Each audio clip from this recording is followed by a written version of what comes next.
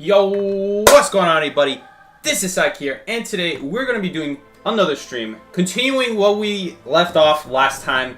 This time we're going to be doing all of the former S-tier survivors. One of them is going to be former, because we didn't end up finishing one of them, and the rest are going to be all S-tier survivors that I would highly recommend you guys to all play if you haven't already done so. There are also a couple others that I've already played on the last stream, like Mercenary.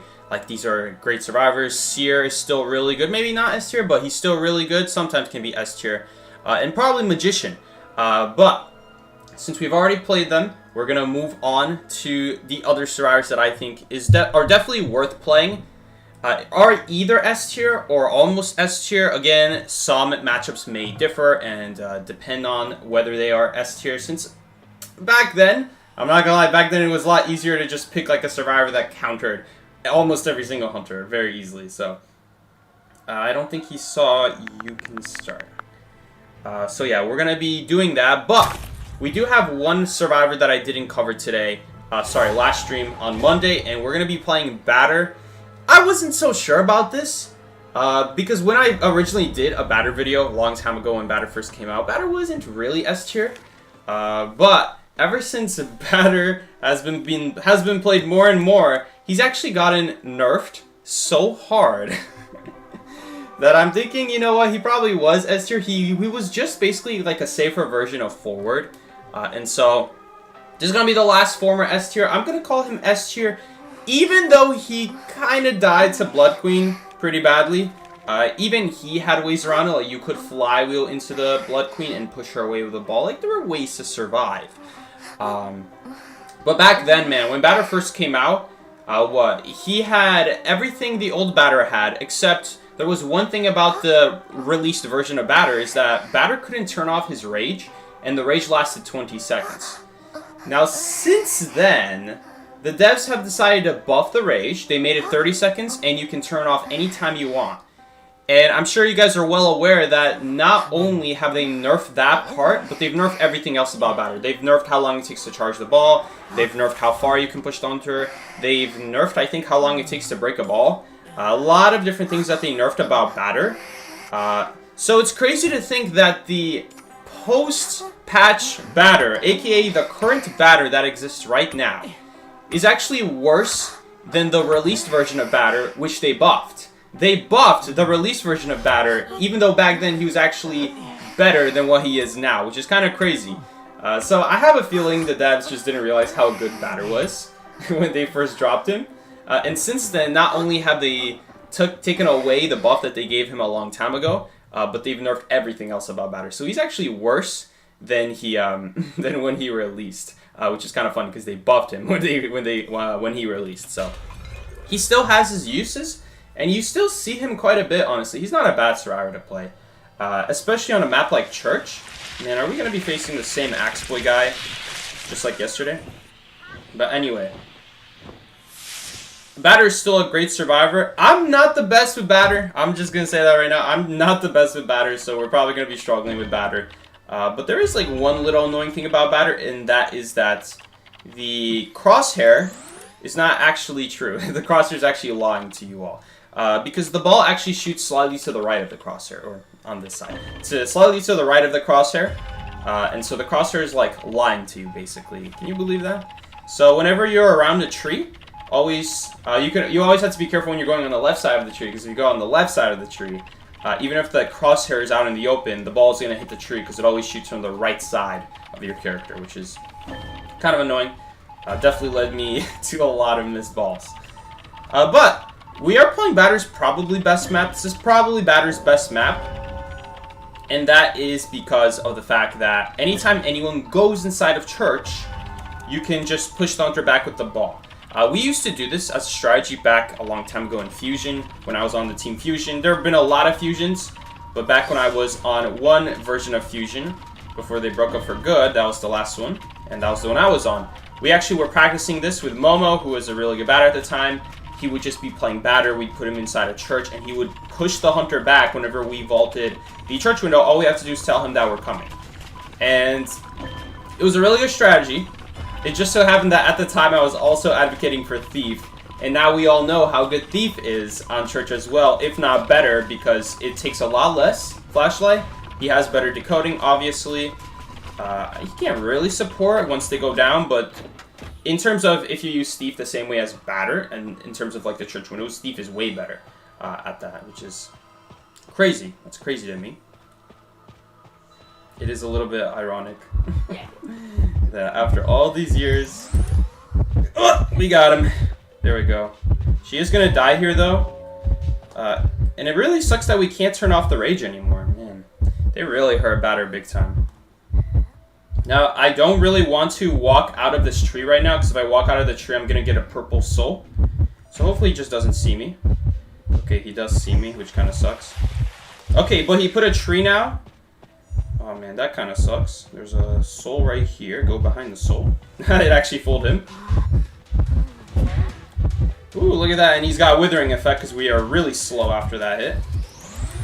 I'd almost rather not shoot here because he's probably going to get fooled by it if I don't shoot anything, since he's probably going to slow himself down just by me doing nothing. Oh, this sucks. We don't actually have a pallet here. Nope. So he is going to break it. We do have a soul on us. And I can't look in both directions, unfortunately. Gotta watch myself here. See, I don't want to vault that because he's probably going to go backwards. But maybe we can do something. Our rage just ran out. He actually got baited by it, funny enough. And he ended up dropping right there. Where is Mickey's Cypher? Oh god, they're across the map. Okay, well, one of them has to come rescue, and I guess whoever doesn't rescue has to finish the other person's Cypher, while I stay back and help out here. Did the video just crash out right there? Hopefully it's back. I think it's back. Obviously, I don't want to go down for free here. Yep, alright, that's a soul wasted. Is our teammate here? Our teammate will be here, so at least they'll be able to get a free rebound here. At the cost of my life. I don't know how good it's going to be. He ended up breaking the ball right as the perfumer bounced. Oh no, the fire investigator broke it. Okay, that wasn't a very good flywheel. Okay, that's a little bit unfortunate. Ended up not working out right there. Stuff did not end up working out there, but I guess it's still possible to save this match. I'm gonna use my self-heal here. Because if he ever knocks me down, he's not gonna leave me anymore this game. He's just gonna pick me up. Our goal is gonna be to go for a dungeon right now. So being at full health is gonna help us survive a soul. Anyway, let's see if we can even find dungeon. Okay, Hunter's on Miki. I'll let Miki know that the dungeon is here. And Fire Investigator is actually not doing back gate. I don't know why he went all that way then. I mean, Miki's also in a good spot to do back gate, so I don't know. Maybe Miki decided to turn around and they're on voice call, and he's like, I really doubt that. I really doubt that Miki is telling them on voice call that he went to back gate. But somehow Blake knew. Somehow Blake knew. How did he know? We'll never know. Alright, well, we got this altruism perk. Didn't end up getting much use out of altruism, but it is fun to use. And yeah. Unfortunately, didn't win right there, but we definitely nearly made it a win. We nearly made it a win. I feel like if this was not the current batter, we probably could have stalled it out so much longer. Yes, this is the same guy that we just keep going against. But yeah, a little bit unfortunate. If it was the old batter, we probably would have been able to win that game because after that first rescue, we weren't able to help our survivor anymore. We were on a cooldown, we couldn't turn off rage. Not that it really matters to turn off rage because we were on cooldown, but yeah, I guess in that case it doesn't matter. But yeah, that's batter for you. I never really played batter, whether or not he was S tier. Nowadays, I definitely don't play batter. I don't know, man. I hate that they nerfed these harassers. Like, this is probably the most fun part of I-95, like helping other people out, especially the balloon rescues. They are probably the best part about the game. Okay, I feel like we're gonna wait for that guy to match. And hopefully that Axe Boy eventually matches, because I don't know what it is, but this Axe Boy makes our teammate lag. I don't know why. But this Axe Boy makes our teammates lag. I don't lag. I had good ping that game. But for whatever reason, Blake gets really bad lag from this Hunter player.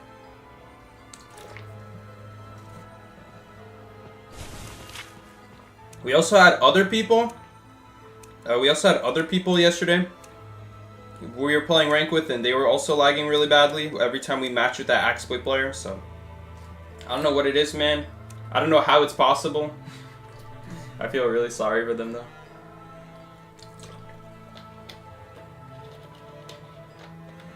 Oh, Psyche, you should adjust some of your builds because you never played these survivors. Right, you're right. Except that I'm pretty sure they all already have the current builds I use already. Like, maybe Batter doesn't. Did Batter even have the one? I don't even know if Batter had the right one. Maybe Batter is like the only one who doesn't have the right one. But all my survivors share the same flywheel broke windows build. I don't have like a seer build. I don't have like a special thief build. I don't have a special coordinator, gravekeeper build. I don't carry these kinds of builds because most of the survivors can carry the same build. Like, they're just not that special. They're not that special. Most of them are not that special. But I guess we can update the Batter one. Do I even have one for Batter? A Harasser build. I think it's called Harasser, where I'm carrying this.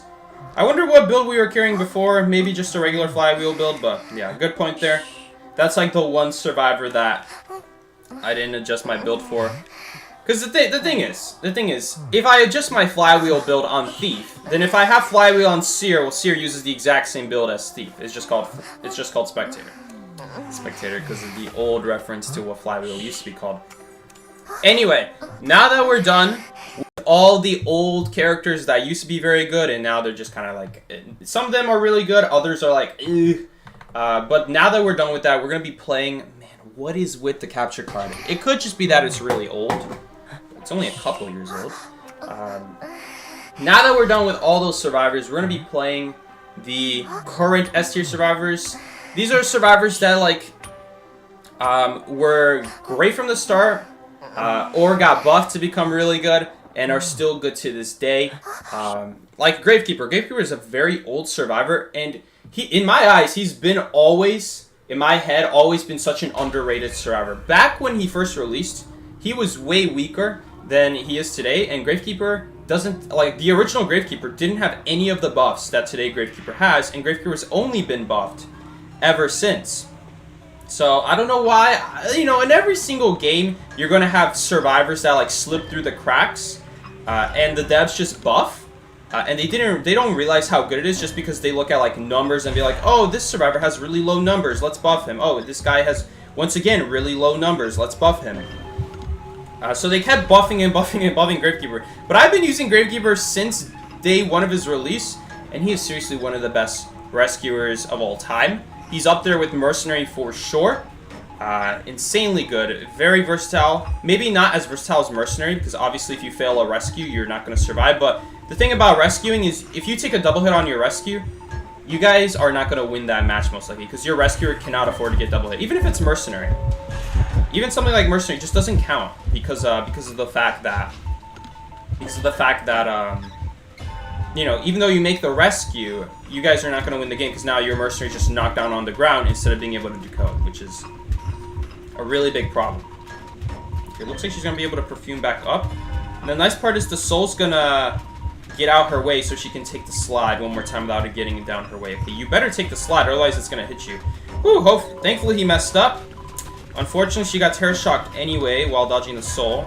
She should have taken that slide sooner, before the soul lined up with the slide. That was a big mistake on her end right there. She could have maybe lasted a little bit longer. Hard to say, because, you know, he could also pull the soul and get a speed boost and maybe hit her before she reaches the pallets. But anyway, Gravekeeper has a lot of cool, interesting tech about him, even though he doesn't seem that interesting. He has a few interesting quirks that no other survivor has. For example, he's the only survivor who can completely avoid Breaking Wheel. He's also the only survivor who can leave an Axeboy tree without getting purple souls on him, which is really cool. Hopefully we can showcase that today. Wow, this guy thought no one was rescuing because he saw me walk away. He saw my shadow walk away and that actually fooled him. Maybe. I'm assuming that's why he walked away. Otherwise, I don't know why he walked away. So you do need to use your shovel to not get a purple soul. But this is what makes Axeboy so... I was just doing that in case there was a second soul there. But I don't even know why I'm doing that because she's already dead. You can pull souls away from the tree, by the way, so that the tree has no more souls. That's how it works. The tree can only have 2 souls on it. And if that soul goes on a survivor... Well, guess what? Now that tree does not have a soul. That soul's on me now. So you can kind of steal souls from trees and make it harder for the Axeboy to chase their targets. A little cool fun fact. Axeboy has a lot of weird things about him. A lot of weird numbers and things that the game does not mention. Like, did you guys know you can plant a tree on the end of your restful road? So that way, when you use the restful road, there's a tree at the very end of the road, as long as it's not it's like a building or something like that. Which is really cool. But it doesn't say that anywhere in the game. Anyway. Gravekeeper, again, can take detention hits, and he's only gotten better. One of Gravekeeper's downsides was that his shovel used to die in a single chip hit, so that if you took a chip hit in the open, well then you'd immediately take a basic hit. Nowadays it takes 2 chip hits, and that's assuming you don't dodge any chip hits. So if you dodge a couple, it's costing the hunter even more abilities, which is insane. So a lot of times they're just going to basic hit your shovel at that point. The shovel now also increases the hunter's recovery by 10% longer than it used to. Back then it used to just be regular recovery. Nowadays it actually does 10% longer recovery if you hit a shovel. Which is interesting because, you know, if you guys remember from the last stream, I said, oh, thank you so much to Creamy Michi for donating. But if you guys remember earlier, on the last stream, I did say that Seer, when someone hits the Seer Owl and it's not the Seer himself that is getting chased, then what ends up happening is, you see, Axeboy just did that right there. He ended up making a tree using the Rustful Road, which is really cool. I'm actually just going to save the shovel here. Because he's going to hit us regardless here when we come out of the shovel. So we can save the remainder of the shovel. He's obviously not going to hit the shovel. Hopefully we get our shovel back here. He used to have a longer cooldown on shovels as well, funny enough. There we go. And he does end up hitting that shovel that time. We do have to kite to Miki. I understand that we don't want to kite to him, but we also don't want to kite on the Cypher. And the Cypher is what's going to decide this game right now, not Miki. Not whether Miki gets chased again. Nice. Missed that soul, so now we have a really easy shovel right there. And I'm not sure he has warp. At this point, he's going to abandon his target. I mean, you guys saw the absolute cinema that those shovels were causing this poor Axe Boy. I mean, there's very little you can do. Like, if the survivor dodges your abilities, then most hunters would be like, oh, they went out of the way to dodge my soul. So now it should be very easy to hit them with my basic attack, right? Well, no, because now he just shovels down. And it's essentially like Perfumer, except I would say a lot more reliable, because the shovel lasts 35 seconds.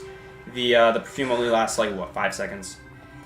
So, and I love Gravekeeper. He's a very reliable survivor. He also has very good decode. Negative 15% decode for all this good stuff. I mean, guys, that's a deal. That's a great deal. Amazing deal, actually. I mean, if you don't want to play Mercenary because you're like, okay, well, it's just really slow decoding and I can do the same thing with Gravekeeper, then you can go Gravekeeper. He has less abilities, sure. But if you're confident with still cutting with only 2 shovels, this guy can really be as good as Mercenary, but actually has better decode. It is a little bit weaker end game, because obviously the shovel, at the end of the day, could get hit by an ability, and so you can't just straight up run in the open. Unlike Owapad, which just straight up distances yourself from the hunter. But either way, it is still a very good survivor, and you guys should absolutely play Gravekeeper if you don't mind. I mean, I would say he's a pretty easy survivor, so it's not like Mercenary where there's a lot going on with Mercenary. I feel like maybe this adapter here is really old because there's a hole in it at this point. Maybe that's the problem. And that's the issue with so many parts. Is I don't know which part is the broken part. You know, I might end up buying a part that is actually not the broken part.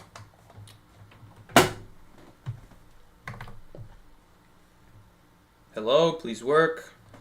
Man, this stream and last stream as well, the capture card has been acting up and it is not being very consistent.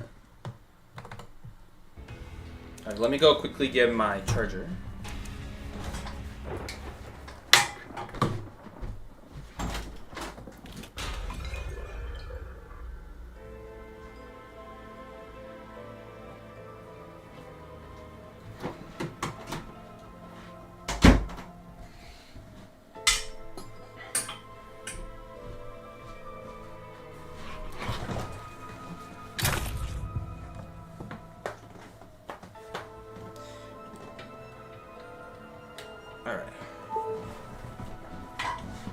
So again, Gravekeeper, really good survivor, really strong. He's basically like Mercenary. You can really never chase Gravekeeper and be like, oh yeah, let me just chair this guy and replace the other guy that he rescued with Gravekeeper. No, it doesn't really work like that. It used to be that Axe Boy actually would have killed me before, because the cooldown used to be 20 seconds and now it's 13 seconds. They just keep buffing Gravekeeper like crazy, which I find it really strange that they kept buffing Gravekeeper, because there was a time where Gravekeeper was a really good rescue against Wheel, when Wheel was a very strong hunter, because again, Wheel couldn't do anything against Gravekeeper when he's underground, so. You know, he couldn't save shovels back then, so maybe that was part of the issue. I don't know why. Gravekeeper has always been a very good survivor. He's one of those underrated survivors that even the devs just have no idea how good he is, and they just keep buffing him. There are a lot of good rescuers, so I feel that may be causing problems for Gravekeeper. Like the thing about Gravekeeper is, like, yeah, you could play Gravekeeper or you could play Mercenary. And I'm not gonna lie, whenever Mercenary was not banned back then, I wouldn't go Gravekeeper. I would go Mercenary. You know, it's just he just had 5 elbow pads. You know, it's hard to argue with back then. So you know, just an insanely strong survivor Mercenary. I don't think that meant that Gravekeeper was a bad survivor though. That just meant that there were just stronger ones that needed to get nerfed. They kept trying to buff Gravekeeper, but, like, why would you ever use Gravekeeper? You know, if they barely buffed Gravekeeper, then, like, Mercenary with 5 pads is obviously going to be better.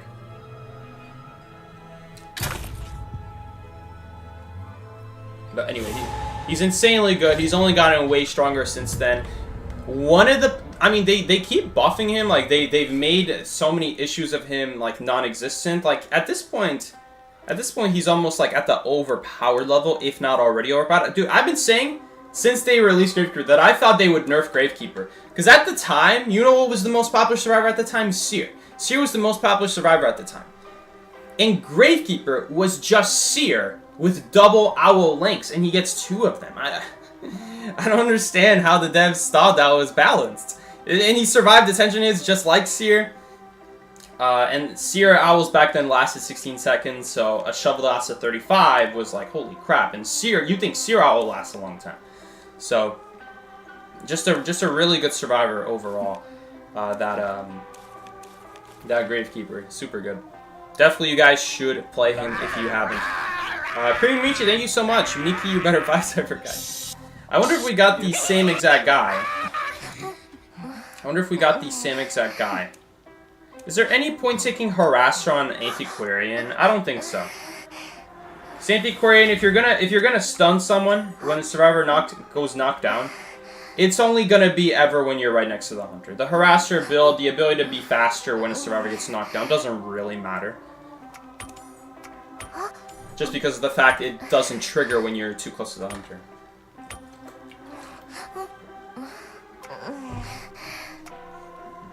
When I say same guy, I mean the same hunter. Same hunter. It might be the same hunter. We faced this Axeboy game 1. We faced the exact same Axeboy game 2.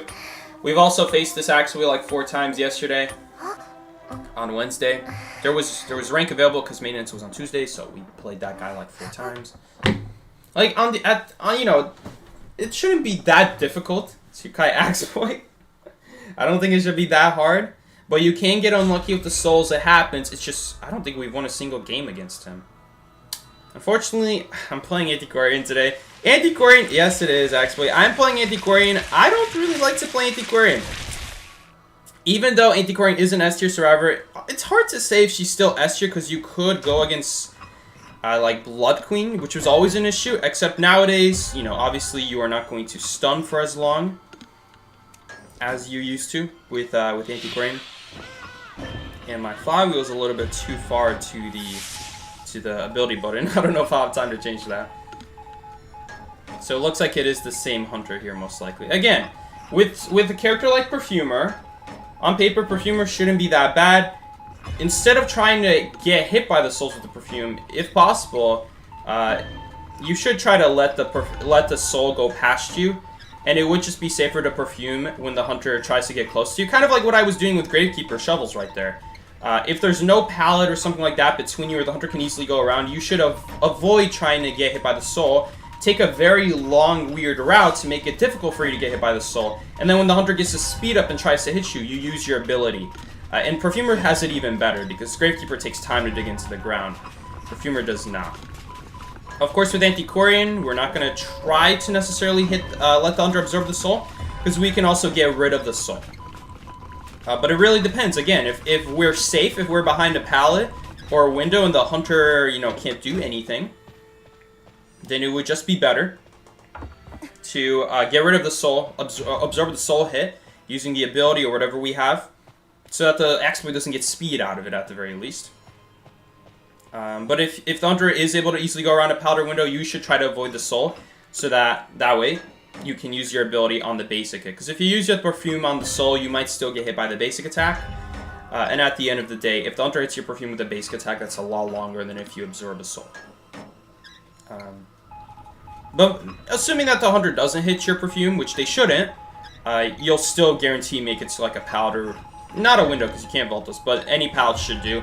And it should stall you until your next perfume, because he can only use his abilities every 13 seconds. Perfumer has a cooldown of 9 seconds, so. It was a pretty good kite there. I finished my Cypher. Hopefully no BS Terror Shock happens here. Okay, he did get hit by that soul, but no one is getting hit immediately, which is interesting. Crazy. How did he end up missing both people with his basic attack? There he goes. He does end up hitting someone. Man, this kind of sucks, because we don't have the Cyphers done somehow still, even though that was even though I got my Cypher done. I don't know. Man.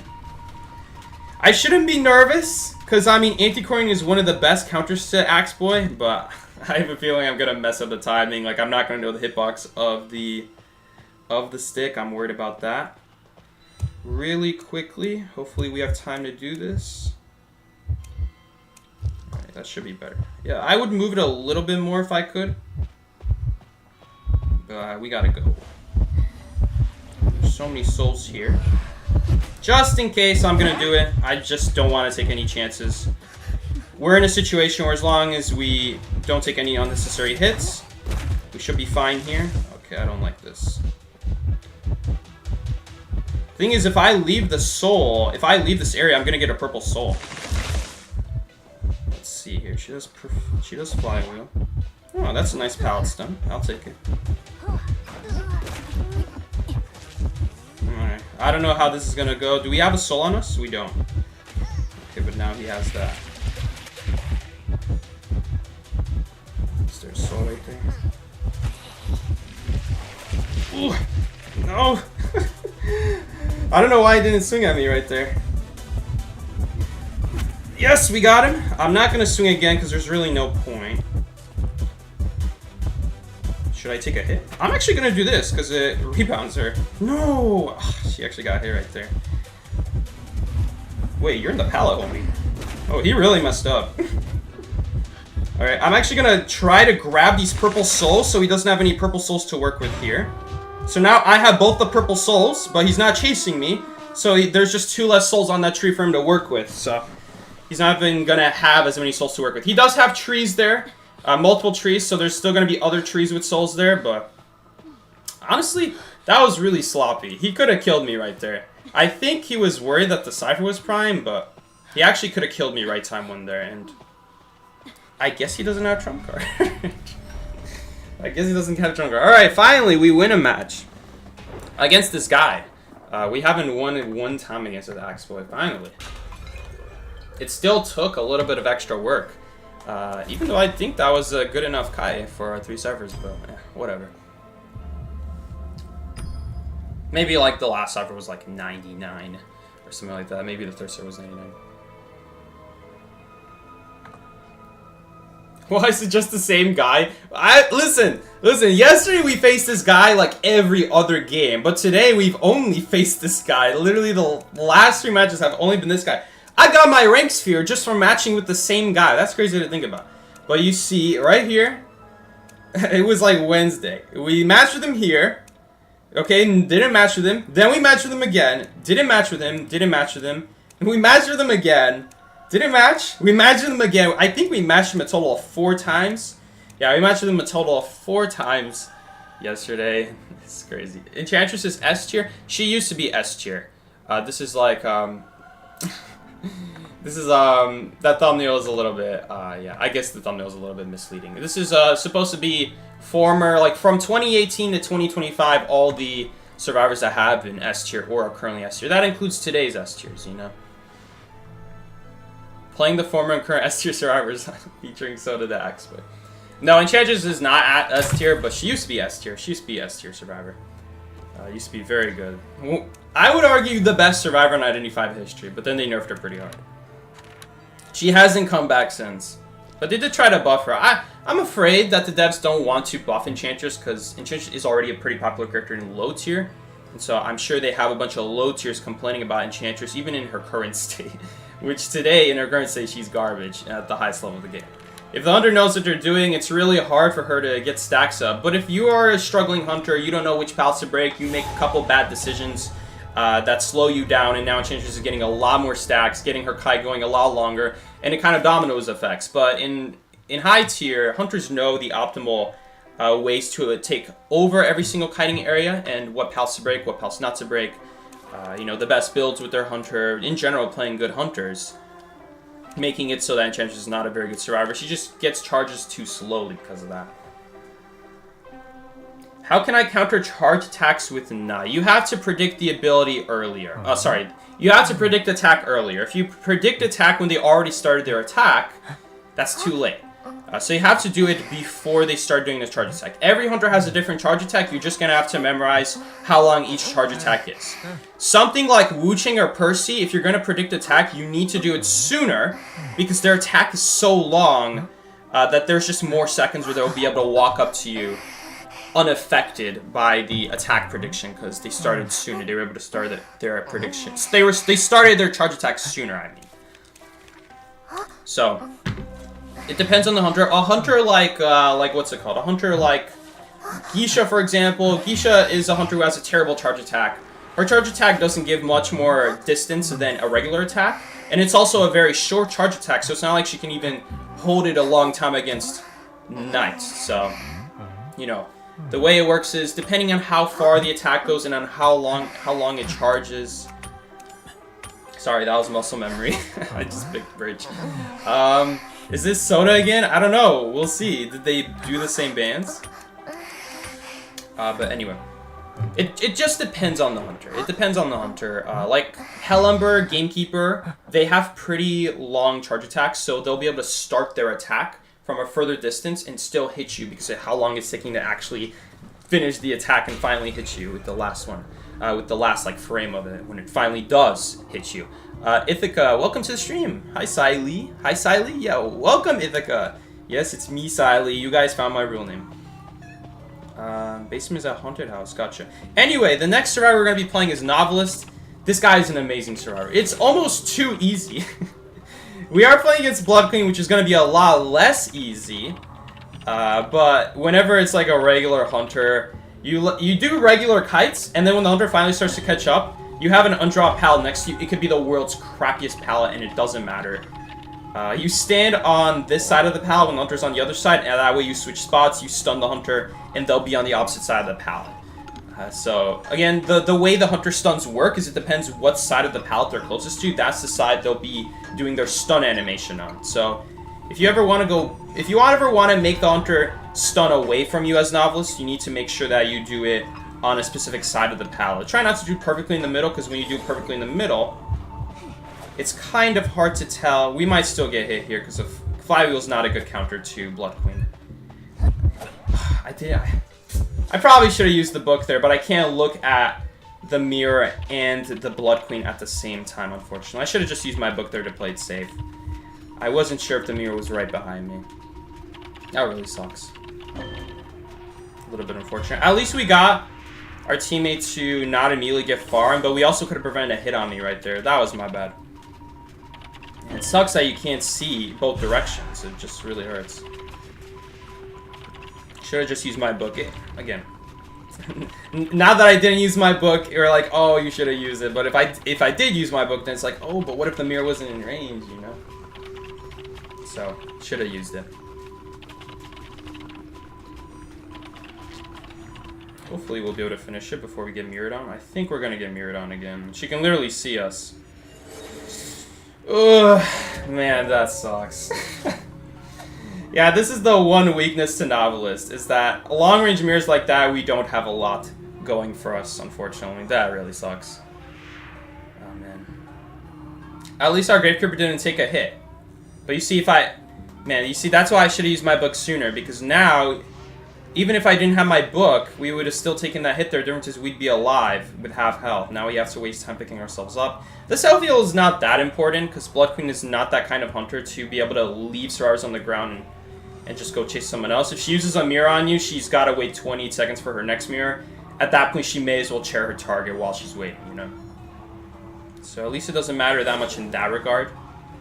Man, is she trying to mirror on me again? No, she's just going on Gravekeeper. We'll decode for now, but she might switch here. I guess we got the book now. It's really bad still, because, you know, we could have just healed up as well. Right now we can't really heal up because we're behind on decode. I guess we still have to be careful here though, because we can't really do the cipher. Hopefully he should live with a shovel. Where are his shovels? I don't know where his shovels are. He should have had a second shovel still. Not holding an item. I don't know where his first shovel went. He should have had a second shovel right there. And I think we're gonna get screwed here this game. I should have not went down right there.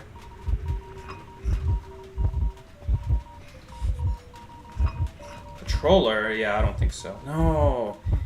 Can we even cancel Patroller? You can, it's just we weren't close enough.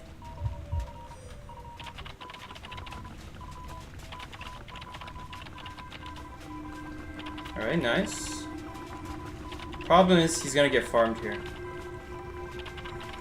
She's probably gonna mirror on me? No, she mirrors on the perfumer. To prevent a rescue, smart.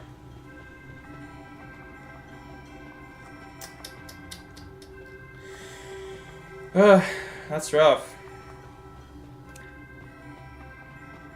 Happens to be that we have a good survivor team against Blood Queen. Novelist can take on Blood Queen in a 1v1 situation as long as it's not like a mirror from a mile away.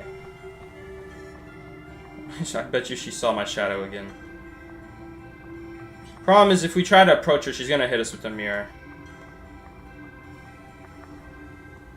can't really do the rescue. We also can't really shake the Cypher machine. Okay. Let's see.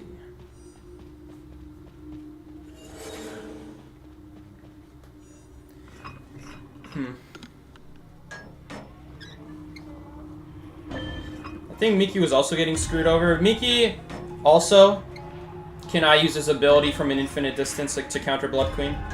Has to be within 13 meters. It happens to be that I would still say that Blood Queen is better to go against as Knight than Novelist. For starters, you have 3 helmets. I only have 1 book. It could be hard to get a second book if she just stays far from you. And the other thing is, Novelist book only works if you actually see the Blood Queen. If she's behind a wall, you can't use your book. But Knight, you can use your ability through walls as long as they're within 13 meters. But it can still be tough if they just walk away from you. It really depends.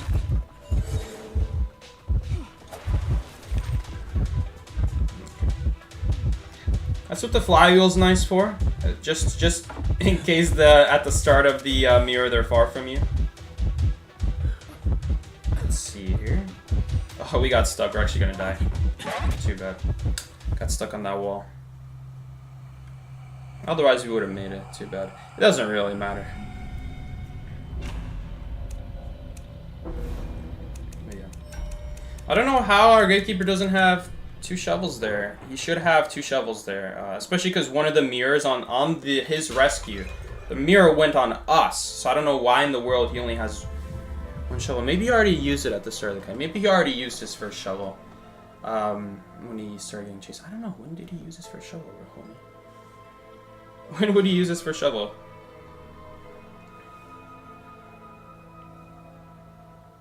Strange. Alright. Novice is a great character, even against Blood Queen, which one of the harder hunters that you're going to have a harder time with. Still very good.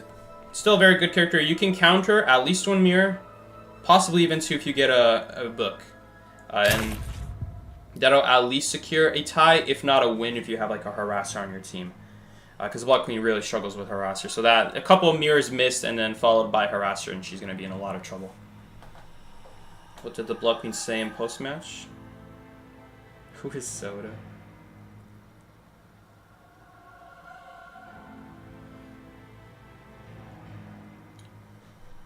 Even the hunter is scared of Soda? Soda's not a scary guy. We just keep getting Soda. Alright, next character. This is up there with Mercenary for characters that I pick nowadays as my main rescuer. Especially when you're worried about Blood Queen, this is going to be an extremely good survivor. And that's going to be Wowling. Wowling is not only good to Blood Queen, which is what you should be going for in all your S tier characters. All your S tier characters, they need to counter Blood Queen. If they don't counter Blood Queen, I do not count them S tier because of the fact that, if they just get purely hard countered by Blood Queen. Like if you don't have a single answer to any of the mirrors, Flywheel does not count because it is still pretty easy to hit when a survivor uses Flywheel as long as they know what they're doing and there's not like a big wall in the way. You can have trouble with that. So picking survivors that counter Blood Queen is going to be a must. It's a must. Unfortunately, Blood Queen is that kind of hunter where she gets hard countered as long as you pick the right survivors, or else she's going to hard counter you. Like it really sucks that that's the way she is. Like that last game, we probably should have tied that. Honestly though, because the Gravekeeper again should have 2 shovels. I don't know what happened there. But anyway, yeah, so that's kind of like a must. But even if you don't face Blood Queen, which when I talk about most of these characters on this list, I say a lot of them died of Blood Queen really badly, and that's a big reason why they're not S tier anymore. Because of Blood Queen's release, half of the survivors are just not good.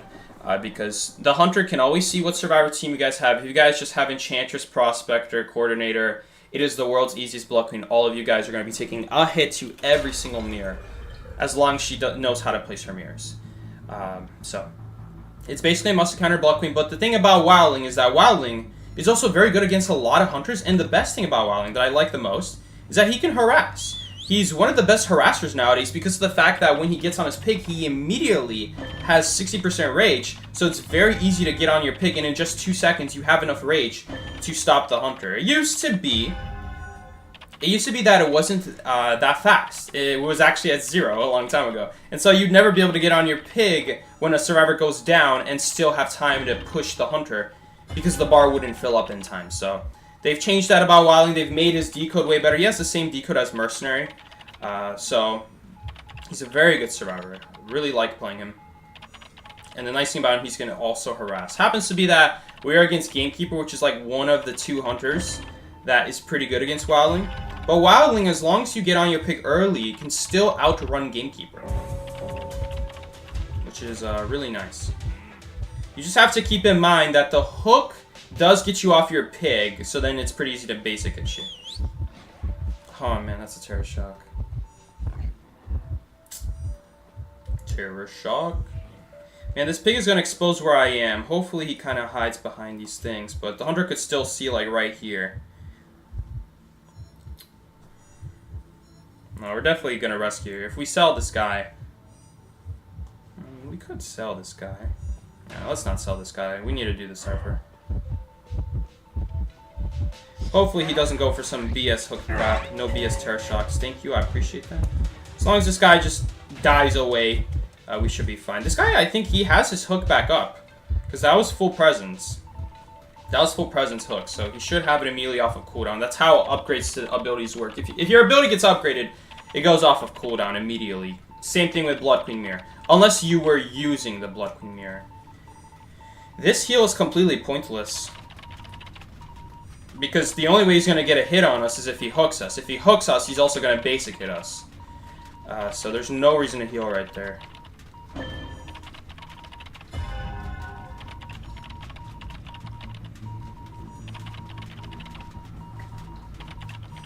And we do die to a hook plus basic hit combo.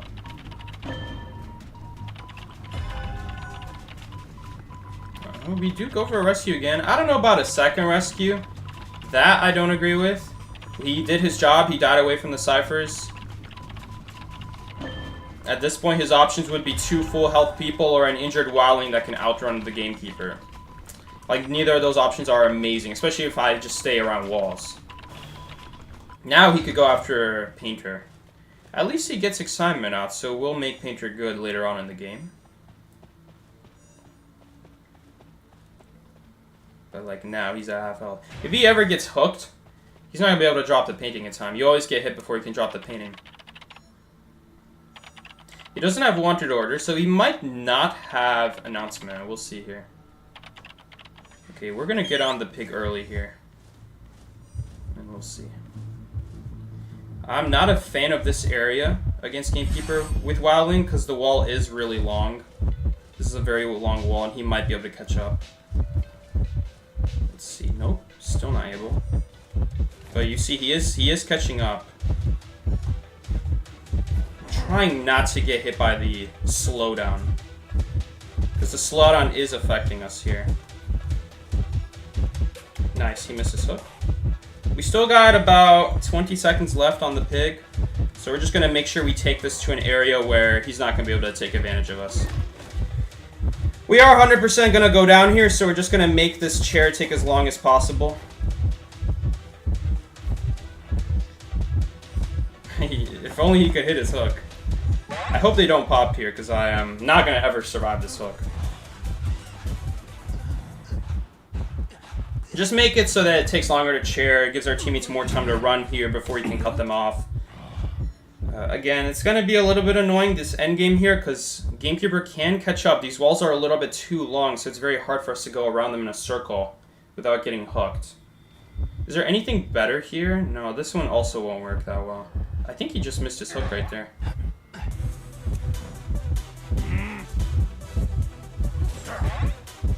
Okay. This crate should be a lot better. This crate will be a lot better. We'll be able to take tight turns very fast, very quickly, without him being able to catch up and keep up with his hook. Every time he hooks, he's going to have to throw the hook at the wall right in front of him without being able to catch up closer to us. That's what we're trying to go for. And I'm thinking we can probably use the pig just to go faster here. In fact, he's leaving his target on the ground, which I think is a big mistake. Unless this gate is not open, which it is. Because dungeon's at middle, so Miki could have gotten dungeon if he just went ahead and tried to go find me. Evil Psyche reads chat. I wish Psyche reads chat sometimes. I gotta play the game as well. Matches are 6 minutes long. Or sometimes more. Why Psyche play Merc default while having so many S-skins? I like the default Mercenary. I like the hooded Mercenary. Again, even against Wowling's worst matchup, which is probably Gamekeeper, you still can outrun the Hunter very effectively, and so love Wowling, one of my favorite survivors. Ever since they buffed him so much, he used to be one of the worst survivors. I hated seeing him every single time. When someone played him, he was so bad. He had negative 40% decode. The pig took a long time to charge up. He was awful back then. He was really bad. Nowadays, because of the fact that you're able to charge up the energy so quickly now, it means that on Kite he's better because he's already going to be at full energy, so he gets his faster speed. In terms of harassing, it's better because if you see someone go down, you'll be able to get on your pig. Before recovery ends, you're going to have your full bar ready to knock that person off their feet. So super good, really nice buffs. And obviously the decode being negative 40% a long time ago, and nowadays it's negative 25 is another really big change, I should say.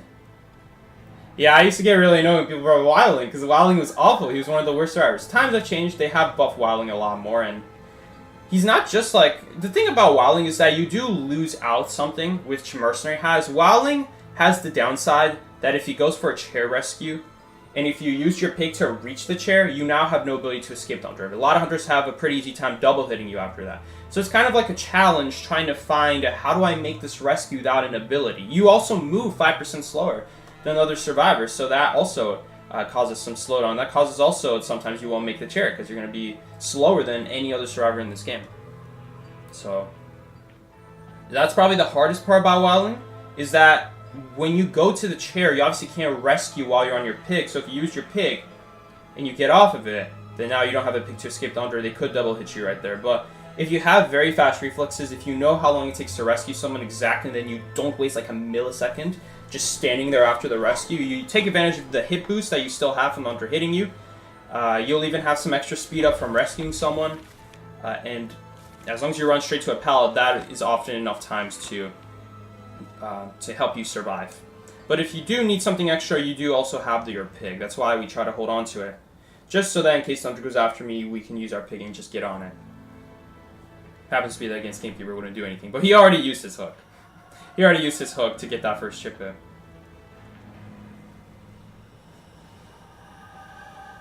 But yeah, just in general, really nice survivor. Really great. I feel like a lot of people underrate this guy. Like, they just don't use Wilding. You don't see Wilding that often. But he is a very good survivor. You'll see him in tournaments a lot, but he's also great in rank. He counters the meta really well, and he counters off-meta Hunters really well. Stuff like Fool's Gold is probably a very common Hunter in low tier, but this guy struggles so bad against Wilding. He's so bad against Wilding because Wilding works purely out in the open, and Fool's Gold has nothing to do damage to him. The only thing he has is like he can push the Wilding and then go backwards with the pickaxe, and hopefully Wilding won't be able to catch up in time. But Wilding is so fast, he doesn't need pallets, he doesn't need windows. Wilding might be the best harasser nowadays. In terms of harassing, what harasser would I want to be to compete with a Hunter? I would probably want to be Wilding. The only one Hunter I wouldn't want to be against is Axeboy, because Axeboy can pick up so fast. But against everyone else, almost every single other Hunter in this game, they'll try to chase you, but you're faster than them. They try to go back. You catch up really quickly. They obviously, even if they hit you once, the pig has 2 health. I mean, it's crazy that the pig has 2 health. It already gets so much value. All for the same decode as Mercenary, too. And for an infinite ability, Wilding is just so great. Alright, the next survivor we're going to be playing is Knight. Knight, again, the one downside to Knight is Blood Queen, but he does still have play around things. Against Blood Queen, you could get close to Blood Queen and still block off an attack. I would not recommend blocking ability, because the ability block only lasts for 5 seconds, and then she can just make another mirror right after that. So it's best to try to block the attacks, and then she has to wait 28 seconds for her next mirror, because it's 12 seconds is how long the mirror lasts, and 15 seconds is the cooldown of the mirror. So that's what you're trying to go for.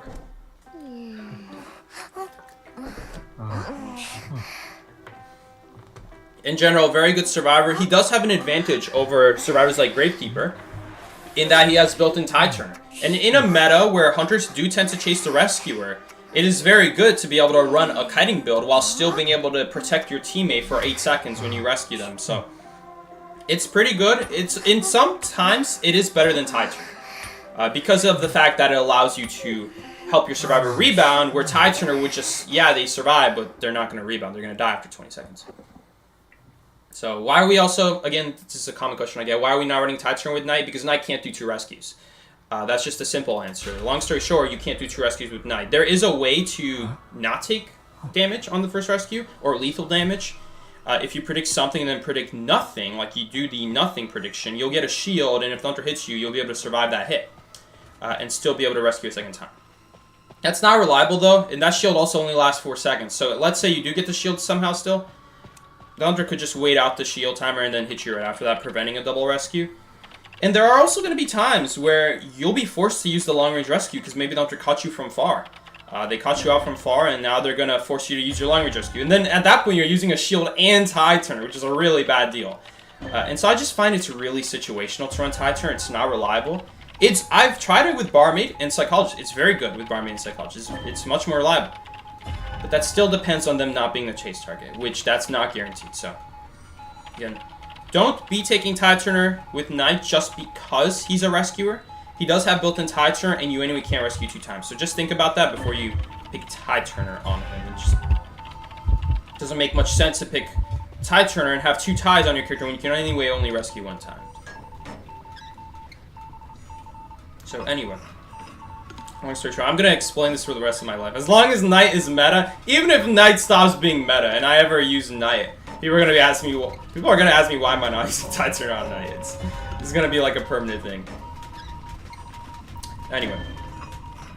And again, finally, just keep in mind, people do tend to chase rescuers nowadays, so if anything, it's very advantageous to have a kiting build on your rescuer who is still able to run like a mini Tide Turner. Sometimes better, because you can take a hit in that Tide Turner effect. Anyway, we are going to have to rescue here.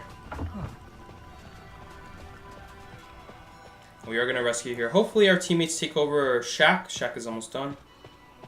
We weren't able to finish it. It is annoying that the Cypher speed is way slower on Knight. It is 20% slow, as opposed to every other character. It is actually... I didn't even use my ability. That's a complete waste. I'd love to predict something here, just so our teammate doesn't die immediately. That way you can reach the window. I'm not sure if he would have taken a hit there or not. Maybe not. It was kind of hard to tell behind the fence. Anyway, let's go ahead back to our Cypher. He'll last a little bit.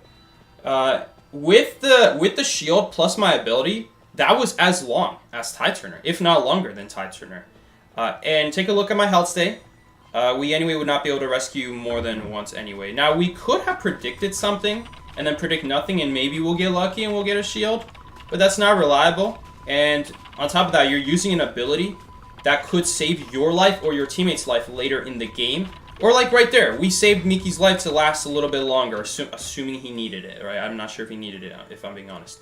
But that's kind of another issue with doing that whole, like blocking the hunter and predicting nothing, doing something. Not only do you have to pray for luck, but if it doesn't go your way, or even if it does go your way, the issue is that now you don't have an ability. That's one less ability for end game kites, or one less ability for your what's it called? For your teammates to be supported with. So, just something to think about. Like right now, yes, we only have 2 Knight helmets, just like we did earlier. So just like as if we were to predict. But yeah, I don't think so. Whew, that was actually a bad prediction because she might hit me here. Okay, we're fine. But now she'll be able to kill us with these next cats.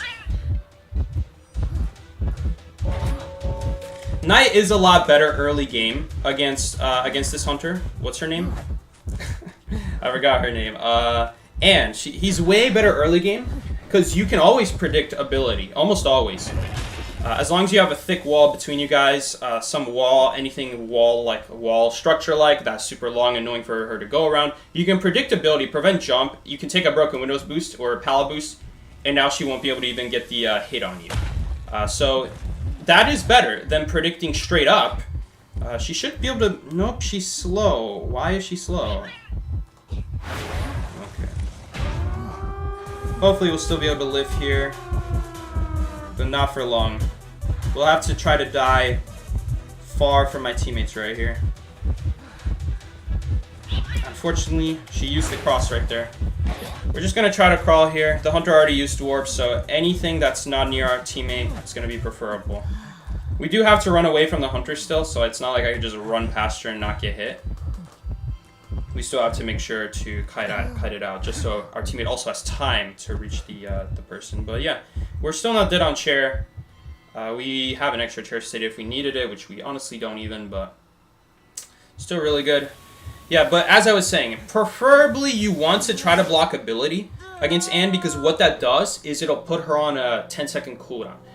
The thing is, if you predict ability, she can't even get rid of her cat, so it's actually longer than that. But the cat itself takes 10 seconds to come back. But if you just predict the hunter splitting their cats, then that doesn't put them on cooldown. As soon as your ability ends for blocking abilities, which is only 5 seconds, she's immediately able to put cats, which is what happened that second time. The first time was really good because that first time, not only is she having to wait out her cats to run out, but she also now has a 10-second cooldown on for her next cats, which made our kite last a lot longer there.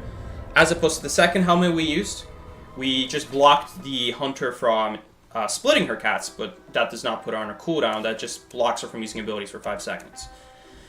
So a little bit something to keep in mind there against Anne, against something like Blood Queen, that if you predict ability before they actually split their ability or like place the mirror, it doesn't put them on cooldown. They still immediately get to use the ability right for that. So if possible, you want to allow them to put the ability, so that way you can do other predictions that stops them from getting a hit on you. Anyway, the last survivor we're going to pick, I don't know if Archer's still S tier, but she definitely used to be S tier, and so we're still going to play her anyway. I like Archer, and I still think she is very good in today's meta against stuff like Opera Singer, which you're going to see. I still think she's going to be very good against those kinds of hunters, which is an S tier hunter. The only weakness is like stuff like Dream Witch and Blood Queen, which is again another reason why I don't really pick Archer. But when it's not exactly those two hunters, Archer's a very strong survivor, very similar to Batter. He's kind of like the new version of Batter nowadays. They did nerf her a couple times, like the stone only lasts 2.1 seconds nowadays. And also that she doesn't put as much laceration on the hunter if you use the like mini shotgun like crossbow that's close range. So while she might not be S tier anymore, she's still very high up there. Very good counter to Opera Singer, and she definitely used to be S tier, so I still think she's pretty good. But I guess we'll see. I used to play Archer when she first came out. Like a couple sessions I would play her. It's been a while, and I don't know if I have that aim still in me. To be honest, the aim was not even that consistent before. It was like okay, I had decent aim. Quite a few times I would be like, I would barely hit the bullseye and stun the hunter. But it would always make me nervous, and it's not like something that I'd be like really confident. Like not like a mercenary elbow power. I could be like, oh, doesn't matter what area I'm in, doesn't matter what's in front of me. I'll be able to do a really clean elbow pad, and not get stuck on any walls or like rocks or anything like that. Like that kind of confidence. Don't have that in Archer, but you can definitely get there if you play her enough. We're also going to be running Empathy on Archer, which is something that you guys will never see me run on any other survivor because it's just worse than Symbiotic Effect if you're a rescuer. And if you're just decoding, then if you're just a kiter who's not being chased, if you don't have any support potential, then this has literally no purpose for you. And it only triggers when someone goes down, so it's not like supporters like Priestess who will get value from it because there's no point putting a portal once they go down. It happens to be that Archer and Cowboy, and Batter as well, are the three main harassers that can combine well with this because they will be mostly out of range, and then by the time they get within 16 meters, they can already use their ability. Compared to something like Forward, with Forward you already have to be within 16 meters and prepare to hit them with your football, which means Empathy is not really going to consistently get you value. If you ever have Empathy trigger, when you're outside 60 meters, you're probably anyway not getting that football stun. You're probably anyway too far away. Hello. This guy, I'm guessing, has Withering Effect, but he's missed his first swing anyway. Withering Effect reduces the acceleration effect, by the way, from getting hit, I should say. You never really see it, you never hear anyone talk about it, but that's the reason why sometimes you'll get hit far from turn, you don't get any speed boost.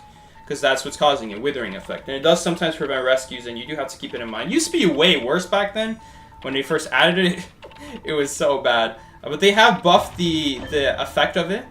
Maybe I should have actually harassed right there, I don't know. We are behind on decoy, and I'm at half health, and I'm also not very skilled with archer. It's been a while. But you could probably harass right there. It's just I'm half health, and if I make any mistake, I am gonna probably cause us to lose this game.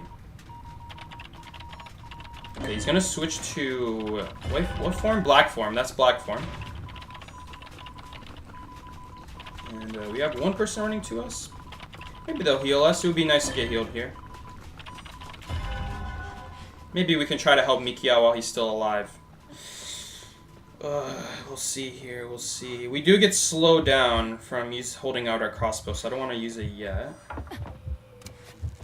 Come on. Okay, we got him there. Not an easy shot. Hopefully he doesn't die. Okay, sadly, he would still go down here. I do have to stun him right here. Nice. That'll allow Miki to transition. But he's gonna die right here. Oh, and he's behind a wall too. Oh, no, there's no way. Maybe we can get a shot here. It's kind of hard though, because what if he dodges me? I'm not gonna go for it. so many random trash and things in the way. It's very unlikely. All it takes is just one step back, one move backwards, and he would end up avoiding the shot. You have to be careful of his umbrella here. He does have full presence. We should be able to still make this. Nice. He has to break this. We do have to leave some time here, though. Okay, just gonna umbrella. Nice, nice, let's go. Woo, that was really scary. Wait, why are we so slow at vaulting? Okay, we ended up not getting out of this area because of Blink, unfortunately. Okay, we might have costed us this game now. I did not think about Blink. That's too bad. My biggest weakness is Blink, because they just get a guaranteed hit in. Every single attempt before that is futile against me, and then they have Blink. It's like, yeah, okay. That is how it is. Let's see here. We're still not done yet. Oh, if only we had a sooner rescue. Now he's probably going to umbrella on me. Oh, he was chasing Blake. Good thing Blake was communicating that. I appreciate that. This dude is just going to umbrella.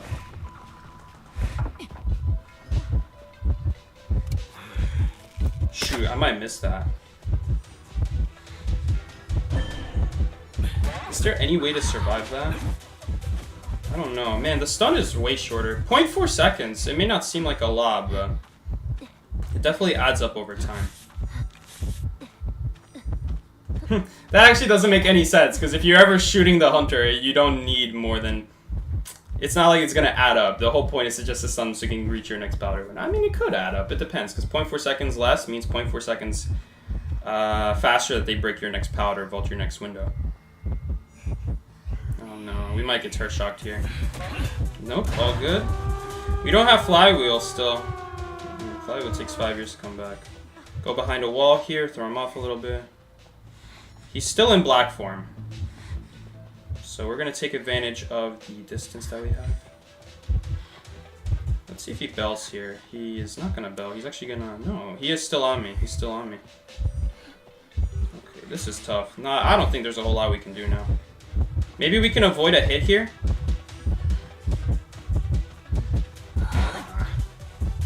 I was thinking maybe with like a charge attack. If he charges his attack too early, we could maybe boost out of range of it with the crossbow, and then we could stall for flywheel maybe that way.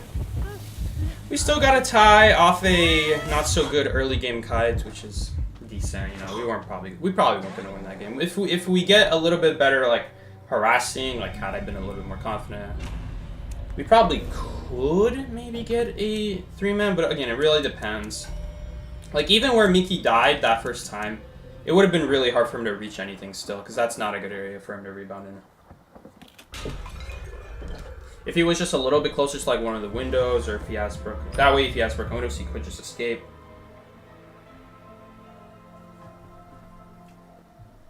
Still got it though. No problem.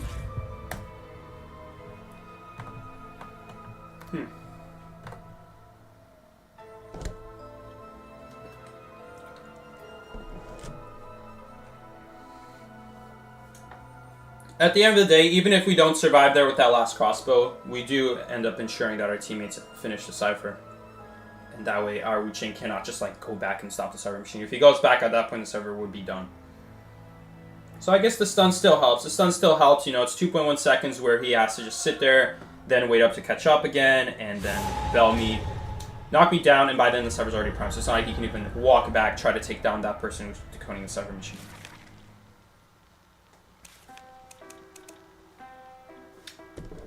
Anyway, that's all the survivors, guys. These were all the S tier survivors. I'm just going to play any of these survivors now that I like. Gravekeeper, maybe. Wildling, we'll see. These are like all normal stars that I go at this point. Miki had Tide Turner last game, damn. Okay.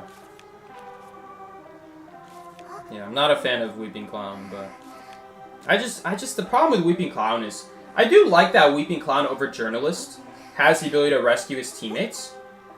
Just in terms of kiting, I don't know how good Weeping Clown is in terms of kiting. It seems very hunter dependent. I just don't like it.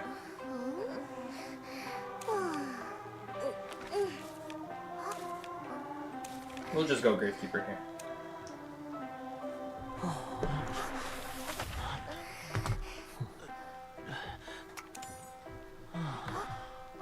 What do you think of Puppeteer, though, Psyche? Puppeteer is an S-tier character in tournaments, but I would never recommend you guys in ranked match. Never, ever, ever. Unless it's the world's most obvious Shadow, because they're banning, like, I don't know, stuff that Shadow would ban, then go Puppeteer.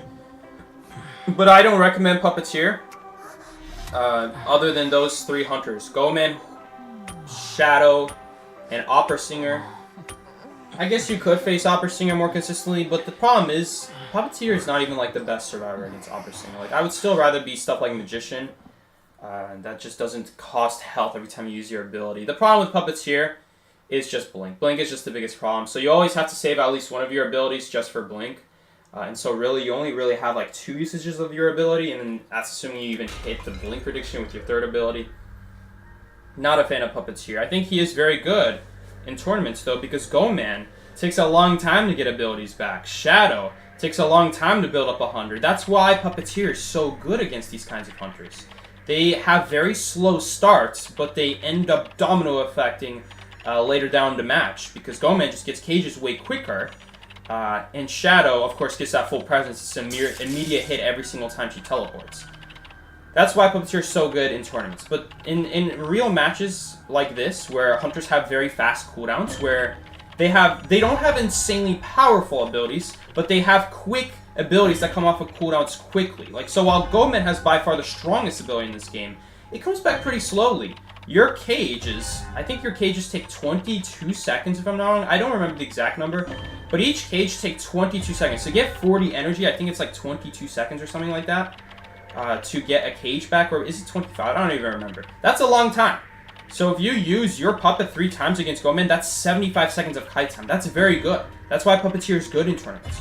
But in rank match, I don't use him, and I always say you should not use him, because in rank match, you have hunters with like 10-second cooldowns, 12-second cooldown, 15-second cooldown. In the case of Ripper, some hunters like Ripper, or chip damage hunters, it's even worse. We're talking stuff like Hermit. We're talking stuff like Ripper. These are hunters who have 9-second cooldowns. Hermit has like 12 seconds. If you count double polarity, it's 24, plus whatever else you stall out.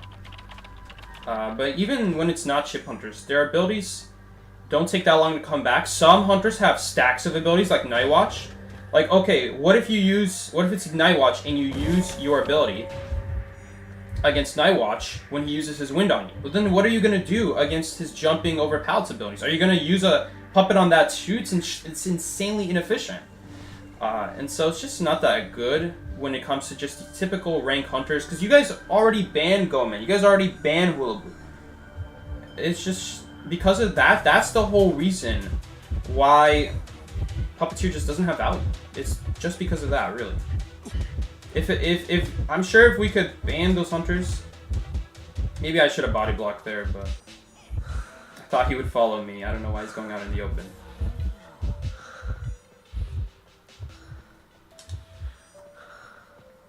Like, Omi, I would run to the pallets, not towards the hunter. You know? Anyway, we're gonna have to rescue here again, so it doesn't really matter. No, Miki does want to. You see, that's why I should have body blocked there, because Miki wants to rescue. No, at this point, we're just gonna have Miki decode the cipher. But don't get me wrong, I would still appreciate it if he followed me into Greater instead of out in the open. Because once the hunter's right next to you, you guys start circling, that's the most dangerous time to be body blocking. That's the least reliable time to body block. Okay, that's just one time. Let's get rid of that. Oh, you're so annoying. No, she already has it back? Oh, because it's 6 seconds. She already got it back because it's 6 seconds, man. Man, I should have dodged that first one. I gotta get used to Peddler. I never see Peddler. It's 6-second cooldown on the Earthquake, which is insane. That's how she ended up getting me there. It sucks because she's like a instant swing hunter too, so it's not like you can touch the chair and get off when she starts an attack. Sadly, it's not the end of the world here. I'm actually hoping that this hunter still chases us because we have a very good chance here. We still have a very good chance at getting a win here. But I don't think she's going to chase me. It looks like she's just going to chase the Perfumer, because Perfumer is one of the worst characters at this stage of the game. I'm assuming she's going to go down here, so we can't just run out in the open right now. Man, too bad we didn't get that rescue. I forgot that was 6 seconds. Okay. Dungeon is here. Anyway, we should be fine here. Proud Peddler. It's alright. It's alright. It takes experience. Part of the game is learning the game as well. We just never go against Peddler. We got 2 shuttles. I think we could have dungeon kited here. Too bad. Yeah, she threw everything at once. The whole reason she was doing that was to stun me. Which, if you stun me, then obviously I can't rescue. But the thing is, the grass only stuns for 1 second, and the vine will stun like half a second or something like that. She's doing that just so I can't get the rescue off. But I anyway don't really want to touch the chair because of the random chance of her swinging and terror shocking me, which is why I tend to not touch the chair. But if I just dodged that first Earthquake, it wouldn't be as big of a deal dodging the second one, because we don't need to dodge the second one. We could eat up the hit. But like once we don't avoid the first hit, then we need to start like dodging and walking away from the chair. And if we walk away from chair, then obviously she's not worried about us rescuing. That's why it's so important to dodge that first hit.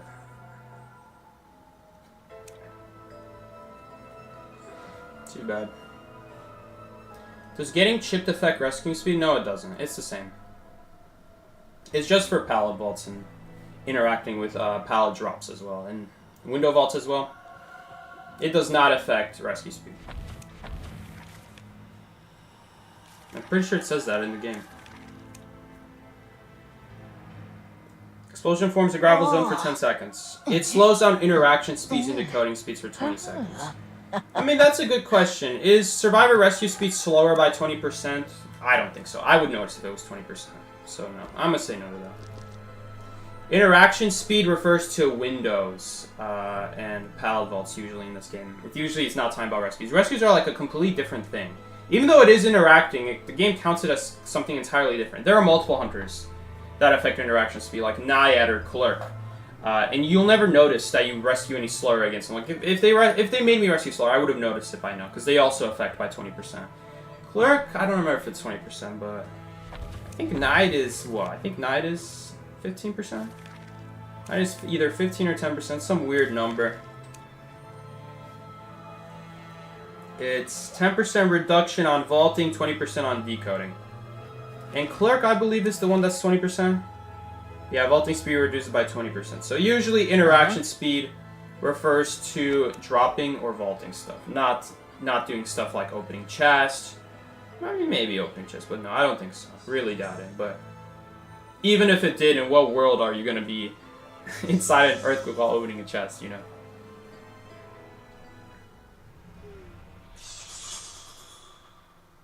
It's like you're getting a medal after tear shot on chair is so funny. It doesn't matter that it was a tear shot. We would have died there anyway.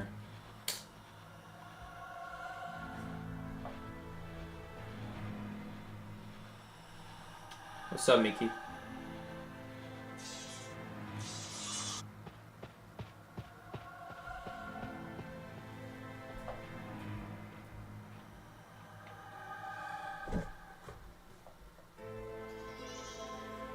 People don't play rank anymore. Game's dead, confirmed.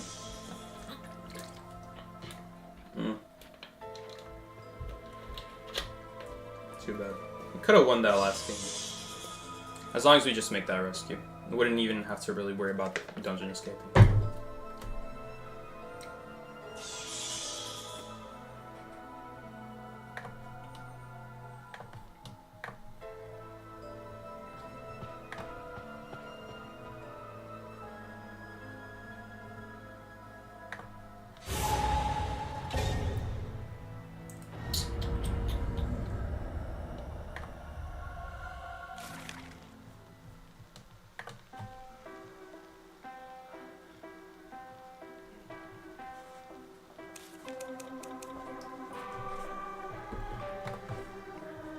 What is that ghost thing? It's some Halloween thing. It's some Halloween thing that you can equip and you'll become a ghost. Yeah, I know Mickey. I already know Mickey. I didn't think about that. I didn't think about it until it was too late. And then the moment I realized how far you were, I'm like, okay, well, by the time I get to Cypher, we're going to lose so much decode that as long as I get the rescue here, we're going to be fine. Problem is she wasn't swinging, so... yeah. It would be better to take over your Cypher there, but I'm over here talking about why Blake is not running out in the open instead of trying to get me to body block for him. Instead of focusing on what my next play should be. Let's play Nautilus again.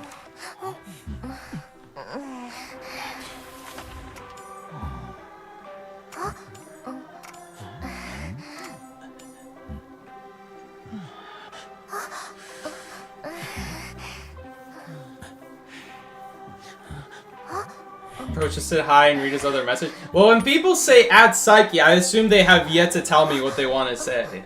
So I didn't even read anything above that. And you don't need to say add Psyche, you can just say Psyche, it also highlights it.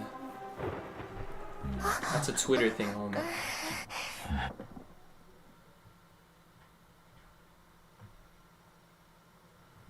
You should prize matchmaking is so. Yeah, it's usually not this long. Usually you get like 1 second match times. It's like you never reach out anyways. Good point. You got me there, homie. Who's the hunter? Did the hunter spawn there? Anyway. Looks like it's safe to do metal. Good, good, good. You always want to make sure you don't get caught out in the open start of the game when you do the Cyber Machine. At least try to walk back a little bit, see if the hunter's coming towards you. It's pretty easy to see if the hunter's coming towards you on the Cypher. So you spend like like 5 seconds just walking away, seeing if the hunter's even coming. I'm not getting a ping that anyone's getting chased, so...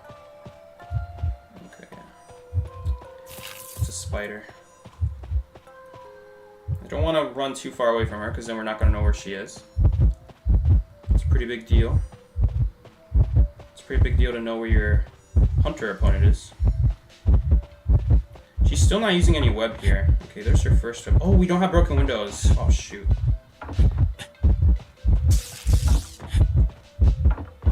guessing she has blink here. Okay, I'm assuming she has blink here. But that doesn't hit.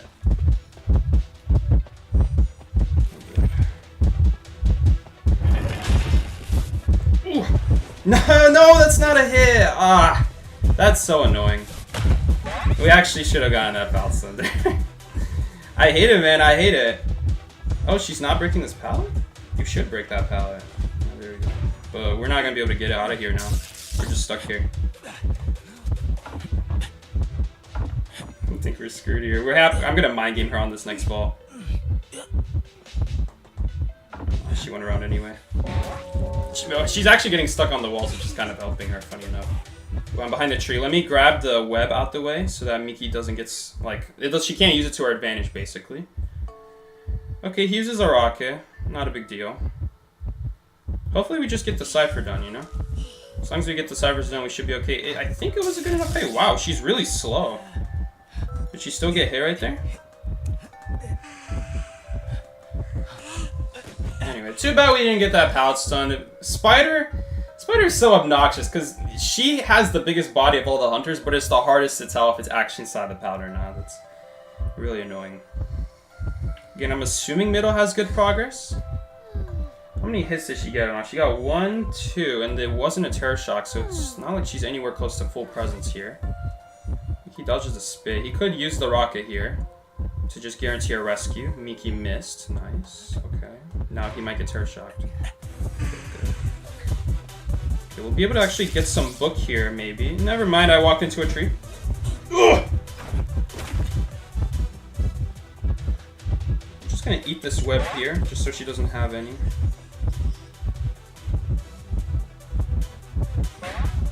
Oh, you know what? That was actually bad, because now the next web spit, she's gonna kill our target. Ooh. Who's gonna go rescue?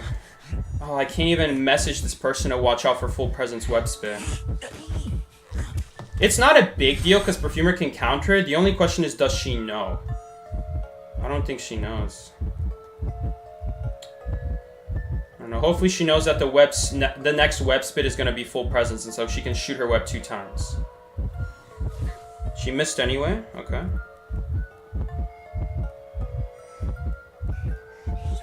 It doesn't really matter if anyone gets terror shocked here. I guess it matters in the sense that... she could pick up and then do the same thing with the chair. And then chair her and then force Miki to rescue. We can honestly wait here. We don't have to really dodge this web spit. Although I wanted to see if standing still there would make a difference.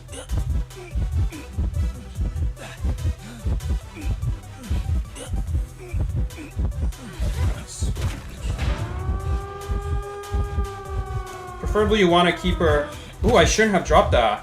I forgot we're playing Novelist, so we can pallet stun her. Yeah. Did we at least grab the web? We didn't. Can we still do it? Yes, we still got it. Nice. Ooh, that screwed her up. Is she still gonna have time? I'm gonna try to ball here. I thought she would go for a basic hit there.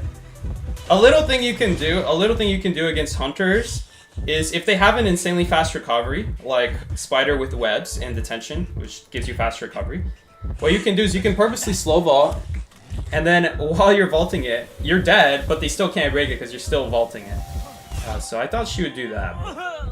Every second really matters when it comes to these end games. So it's like just like basically anything you can get, just being like, even just a single vault, just a vault on the other side of the pallet, just so she has to go around the pallet, just so she can't immediately pick you up, just so she can't immediately like cocoon you. All of that adds up. But if you want, you can also do a slow vault. just so when they do hit you, they can't just immediately break the pallet. They have to like wait out the vault animation. Bro wheeled onto the pallet. I don't know why she opted for the web spit. I think it just didn't matter for her anymore. I don't think she had trump card from the looks of things. Did she even break one pal? She broke the shack pal, which I didn't end up picking up what her pal breaking speed was. Yeah, instant match, right? Crazy.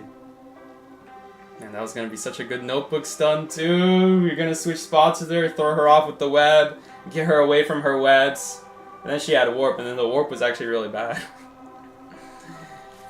Ooh. Too bad. This person banned Archer, so I am worried about Opera Singer. Let's see what they banned. They banned Seer, which is an Opera Singer ban. Mechanic. I wouldn't really ban Mechanic if I was Opera Singer, because it's very easy to kill a robot or kill a mechanic. So it might not be Opera Singer, but we'll see here. At the end of the day, these guys are not like top tier tournament hunters. They might just be banning Mechanic because everyone else is banning Mechanic. It's probably the more realistic answer. Or they're just banning Mechanic because maybe they want to also play Shadow, you know? So they're leaving their options open.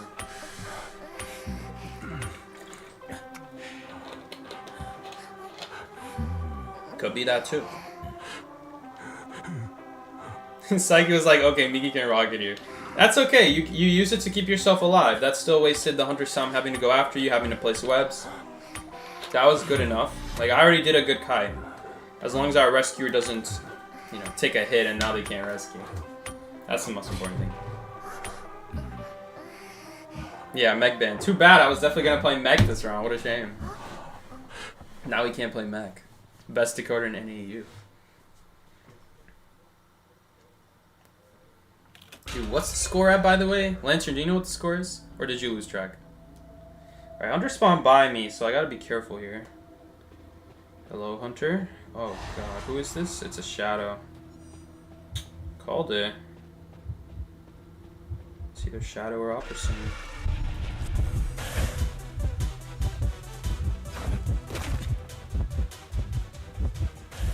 Alright.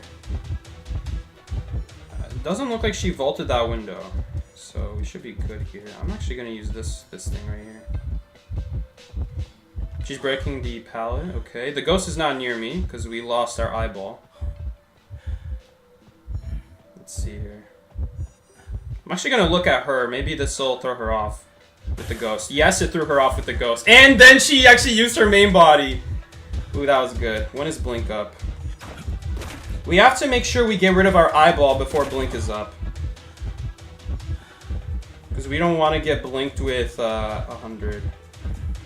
We could also flywheel it, I guess. But nah, I'm good. I'll pass on that.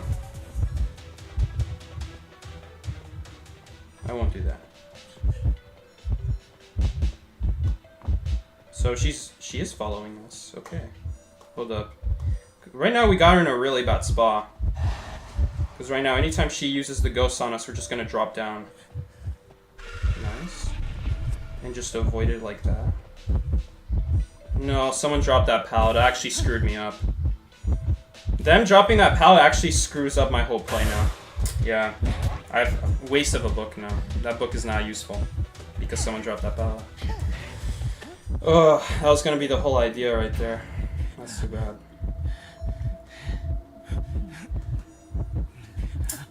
Got screwed over by someone else, bro. They weren't even the one kiting, they just dropped that pallet. And normally it is a good thing to drop that pallet if you have someone with broken windows on your team. But in that situation, it doesn't do anything. Not for me. Even if I had broken windows, it wouldn't do anything. A hunter can easily walk around and hit me. Okay, we'll see here. It's not the end of the world. Oh god, that was not a good rescue though. We're gonna get hit here again. No, he goes for Miki. Okay. He's gonna put the ghost on me now. Is he gonna fall for the same thing, though? With the ghost? I don't know if he is. Unfortunately, we still got the 60 right there. Still got the 60, unfortunately. I forgot that we already used this drop down, so I can't just stand on the edge like I did last time. Should have stood at the hole. But the thing is, if you stand at the hole, then she just stands right below it. And it hits you that way, so we can't really. So I should have used the other staircase. Too bad. But then the other staircase, yeah, then she can do the same thing. That staircase in the back is the best one to do it.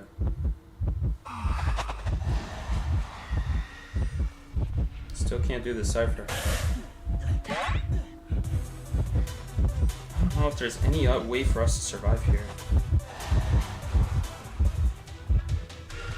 You have to predict like a ghost with the flywheel, but she didn't go for it.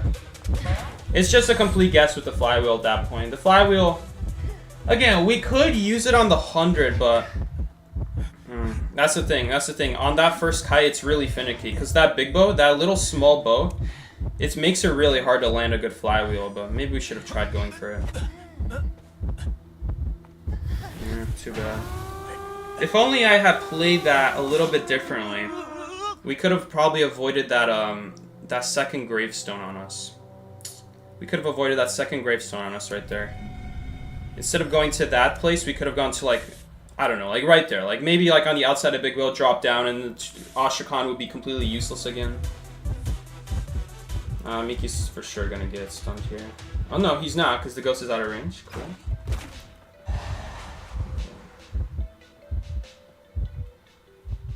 It's gonna be rough. Maybe? Yo, this is actually good for Miki. Hunter just got rid of the 100 for him. What a generous Hunter. I guess maybe it's possible.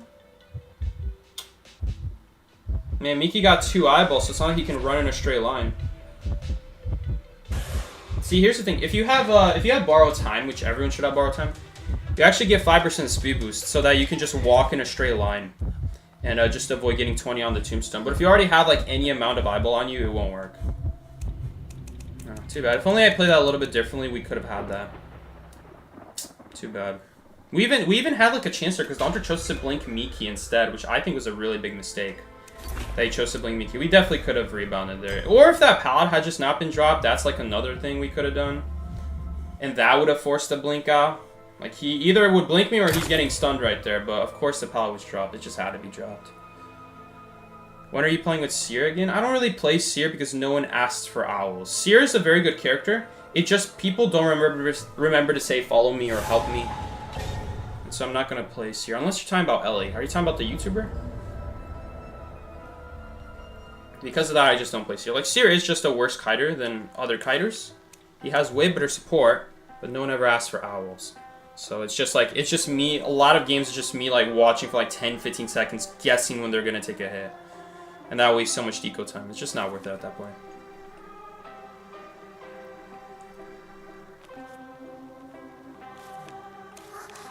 Too bad. Should have won that game. Should have won that game. A little bit different, we could have won that. Elio, the YouTuber? Ellie doesn't really play out any 5 lately, so I don't know when we're gonna play again. He's also not in America, so we just can't play together because he's in Asia. We're not gonna have good ping together. He's gonna have bad ping if he plays with me, that is. 4, 5, 6, 7. So maybe if he comes back from America, we'll be able to play again, but for now we can't play. Comes back from America. Comes back to America. Did I say comes back from America? Anyway.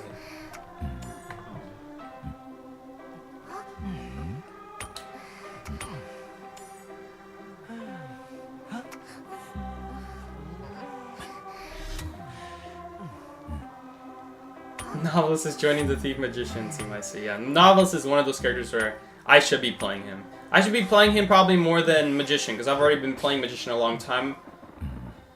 So, Novelist is kind of like one of those characters where he's so good against every hunter. Even the hunters like Shadow, he's still so good against them. You just have to know what you're doing. Are some of those potential wins? Yeah, last game I could have won if I just played that and played my kite a little bit differently right there. Who is this hunter? Is this Blood Queen? If it's Blood Queen, then we need to stay close.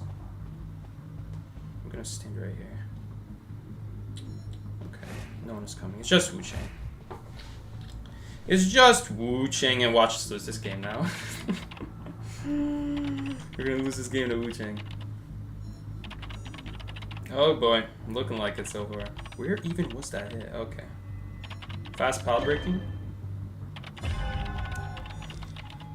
We have to try to rebound him. Hopefully Miki can get the blink out at the very least. We could rebound him maybe with like, assuming that he hits a survivor and he's next to a pallet and I just finished rescuing when he hits me, then maybe we can notebook him into a pallet and stun him.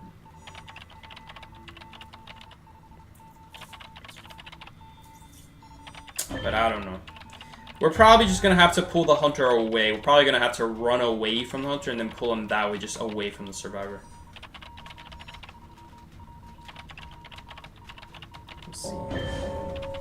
There's the blink, right on cue.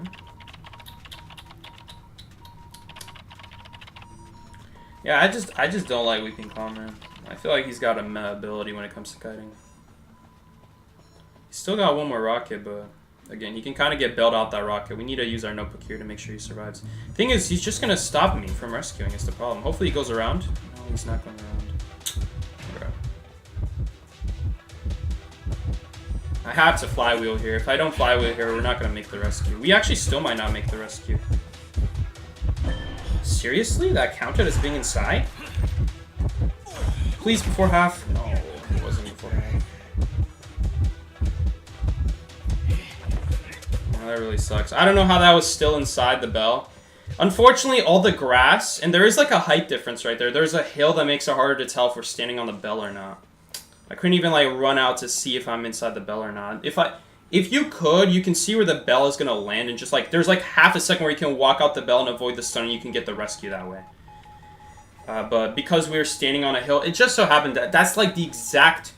I think that's like the only chair in this game where it's next to a hill. So if they use like an ability on the ground, which is exactly wooching, you can't really see. You can't really see if it's right on top of you or not. Too bad. That would have been a pretty good rescue too after all that. Turns out I guess we should have used the book then. I thought we could make a...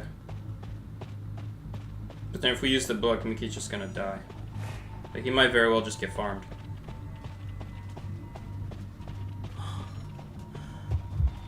Ooh, you're coming back, homie. Welcome. How you doing, homie? And I'll just take the cipher. I was about to do factory, and it's like, okay. Or he might chase me now. Which is actually really bad, because I don't have an ability right now. I don't have an easy way to take him out. He's going to Soul Siphon here, but... Oh, no, he's not. He's going to Soul Siphon here, but... We would still make that crate pallet.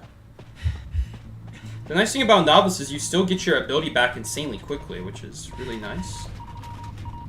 Oh, no, he is chasing her. Thank you for the ping. I just wasted my brewing effect. He's probably gonna switch here. I'm actually gonna... Nope, not on me. Alright.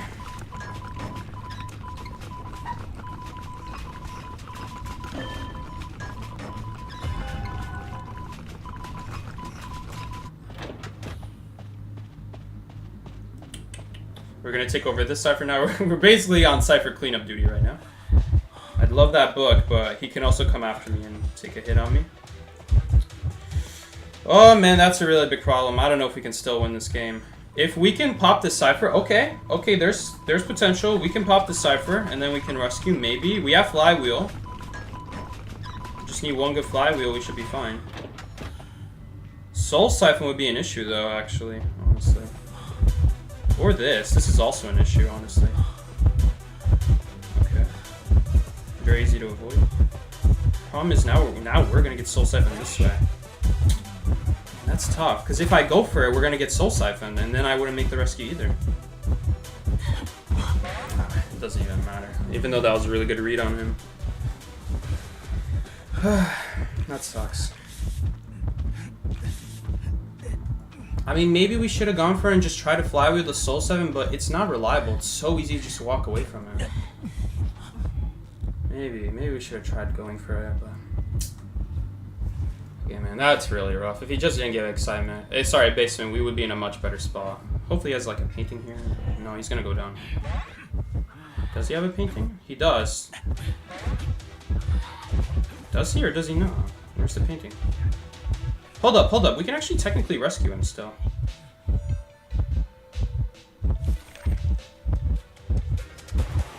Make him hit the chair, maybe? No, there's a barrel in the way.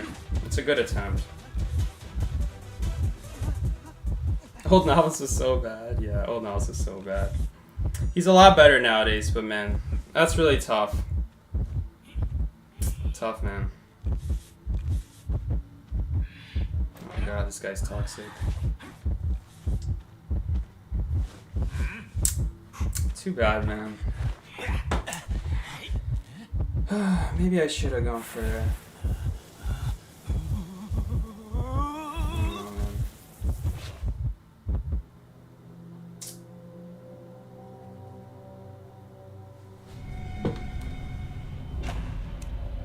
Yeah, I will use the rank protection card. Expires in 2 days.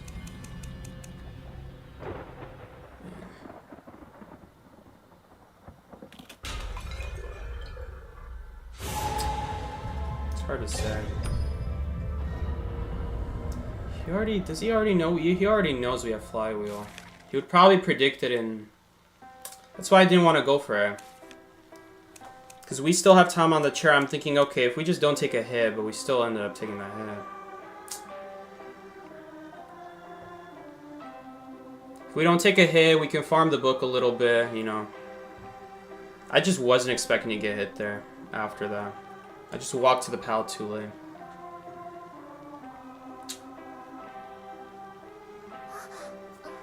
Too bad.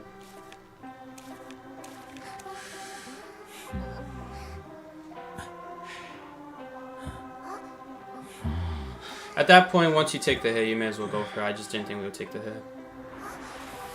If you're gonna get hit, I should say.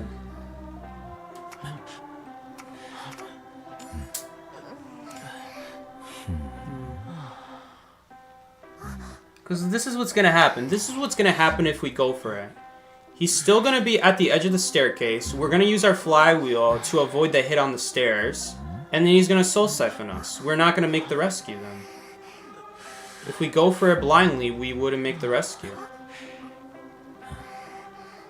We just could not, man. If I go for it, we wouldn't make it either. Do you also play Dead by Daylight? I play it every once in a while, on and off. I don't like it. I like it for the concept of the game. That's why I love Identity 5. But the way the game... A lot of the things the game does, I just really hate. It's so many things. It's like he wins the mech stream? Never. It's a lot of issues with Dead by Daylight. The amount of time you have to play just to get the base perks on your other survivors. I hate that. I hate the idea that your survivor does not matter. That if you just farm your levels on each survivor, every survivor can have every survivor's perks, which to me is so stupid. That's probably my least favorite part about Dead by Daylight, is that there's no character uniqueness. The fact that everyone can have everyone's perks means that there's just nothing special about the survivors. None of them. Not a single one of them. The hunters at least get a pass because they each have their own unique ability. But the survivors, man, literally doesn't matter what your survivor is. It's such a grind leveling up set survivors. That's the other issue. It wouldn't be so bad if you can just play the best builds, but for starters, it takes a long time to get your perks available on other survivors. And the other thing I have with the game, the other issue I have with the game is that half the good perks, like the meta perks that you would run that would be for a meta build, are locked behind paywalls. You literally cannot play or unlock the perks for a large majority of the survivors. A lot of them are crossovers, and the crossovers are paid. You have to pay for the crossovers. So even if you pay for the crossovers, it takes such an enormously long time to grind it out. It's ridiculously long. I don't know. I have more complaints about the game, but these are like the biggest ones. There's like other smaller ones, you know. Okay, he still didn't connect my server. Is that basement? We're not making that rescue. We got Weeping Clown on this team. We're not making that.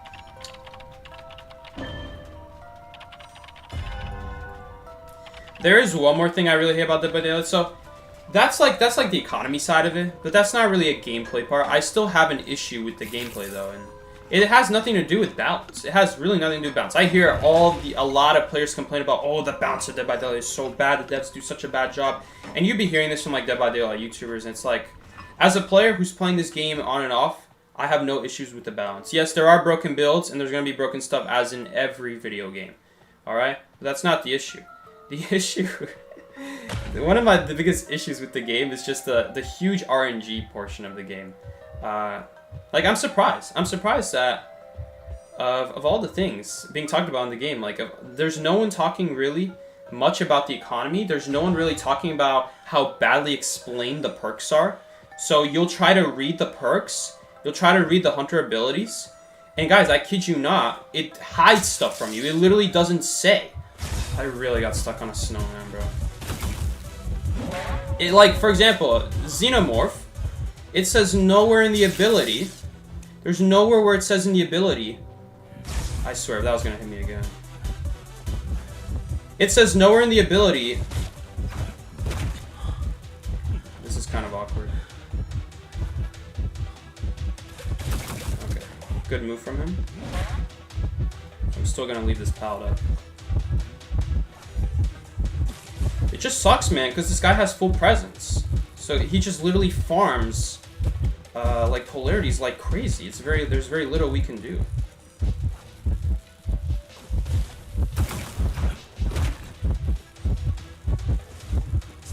Because with full presence, man, dude, how many polarities have we eaten? 7? I think 7 polarities. If this was a 0 presence Kai right now, that would have taken him ages to get that same amount.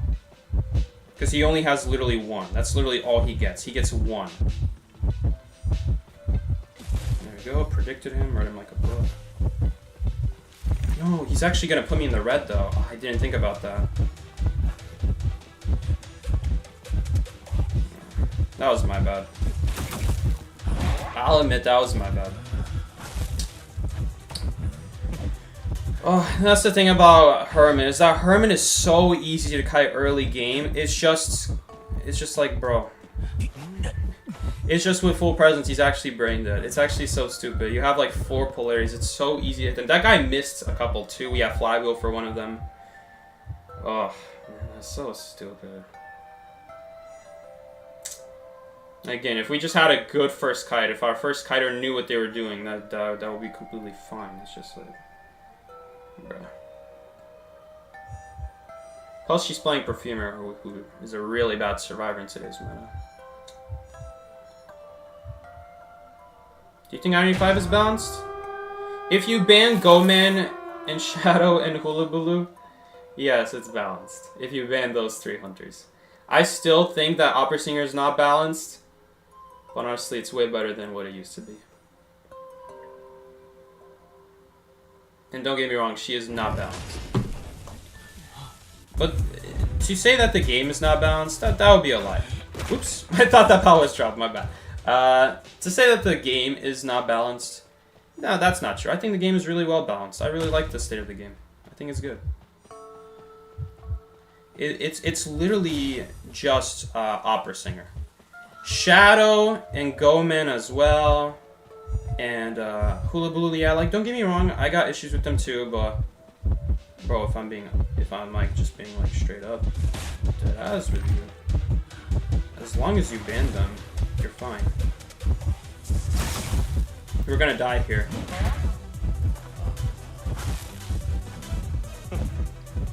Where is my boy Prisoner? I don't even know where he is. Did we die here? Oh yeah, we're dead. Ugh, how late are you? Rank ends in 5 minutes. That's how late you are. Man, that sucks. Again, like, Herman is just one of those hunters where we would be fine if I was the first kite. I'm not the first kite. I'm the second kite, and he's got 4 million polarities. He's not designed to be kited. It's basically like Blood Queen. Like, there's no reason he should be missing his abilities. I hate this skin, bro. This skin makes it look like he has excitement 24/7. Why did they gotta make the scarf the same texture as excitement? Early enough, 5 minutes before rank. Nah, we still didn't get the gate open. Too bad. If I didn't switch with him in the red, would that have made the difference? I don't remember anymore. Maybe. The Cypher wasn't even close to Prime though, so I think in any way we would go down.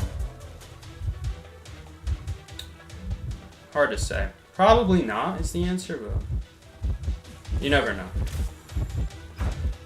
Like, how are you missing like these polarities? Like, it should take no more than 1 polarity. For someone who has a charge on them already, how is it taking you more than 1 shot to take down the survivor? Again, it doesn't matter for him in this case, because it's not like he has other survivors to chase. Like, there's literally only 2 survivors this match. But dude, when you finish killing someone and you're missing polarities, like, how are you missing polarities, bro? Miki should have swapped to blue there. Okay, now he swaps to blue. Is it gonna be enough? No. really unfortunate.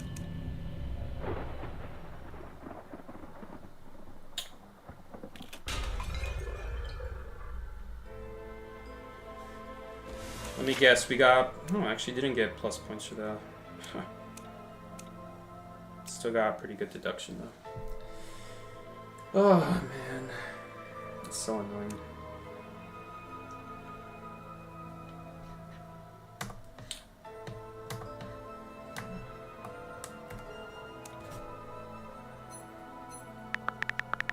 Dude, I already have that message ready, because that's how often Blake doesn't immediately start. Oh my god. One of my annoyances with Blake. I mean, bro, I get it. I get it, bro. I also forget to start the room, but I'm never the room host. That's the difference. He's always the room host. He's always never starting. Like, if I had a problem, I would just cancel the match. Oh, I see. Okay.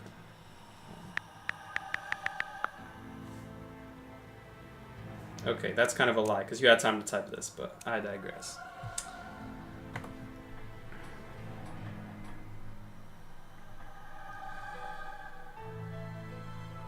This tournament was pretty good, but at the same time not, because why is he missing, like, some of his polarities? And that snowman polarity, he honestly should not have got me there. It's just that snowman was in the way. Like, yeah, knowing knowledge is different from actually playing a character. Like, how are you missing your polarities? They're so easy to hit. Why are you so greedy with them? Or not greedy, but why are you so, like... I don't know the word for it. It's not greedy? Careless, I think would be the better word. Did we match this guy? This is the shadow player. We already know who this is. Yo, thank you so much, Krumimichi. Second, can you do a hunter version of the stream? We'll absolutely do a hunter version of the stream.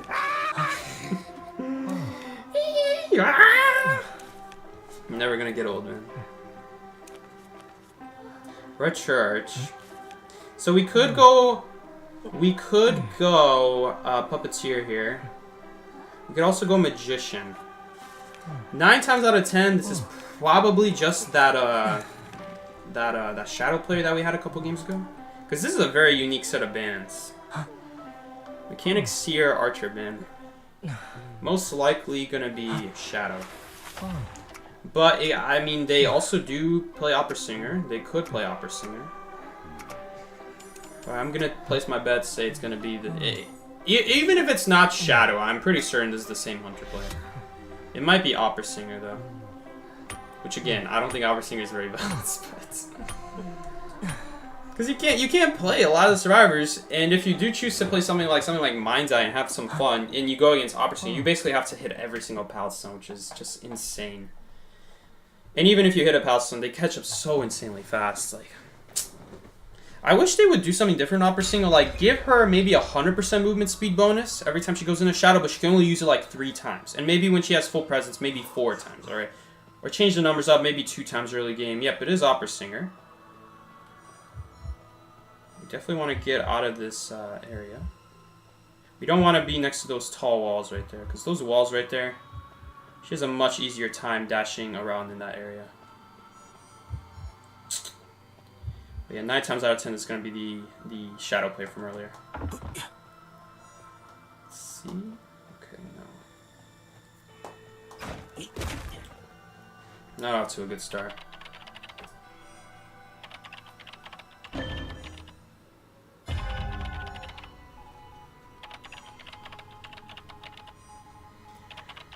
I would really like to beat them. We haven't really won anything today. We won like, what, 2 games? Ugh. Honestly, this is looking like a loss. We basically need someone to rebound, and Opera Singer is so difficult to rebound.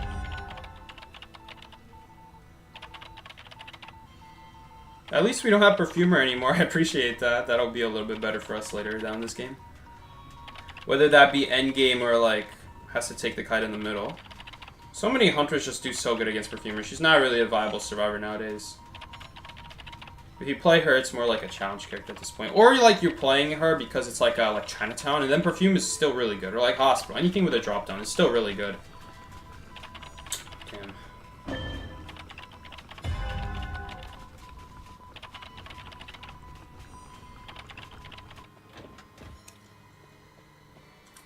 Yeah, fair and balanced. I hear you, Miki. I hear you, Miki. Fair and balanced. It's completely BS that we have a hunter in this game who just goes 45% faster than all the other hunters. It doesn't make any sense. It doesn't make any sense if you add this ability in this game. Like 0-second cooldown. The only downside is that you can go in the same shadow. It's so easy in this game because every pallet has. The way pallet areas in this game work is that for a pallet to exist, it needs to have 2 separate walls. So Opera Singer just automatically does good on every pallet in this game. Unless it's like a really long wall and there's not a lot of walls around it, which is pretty rare.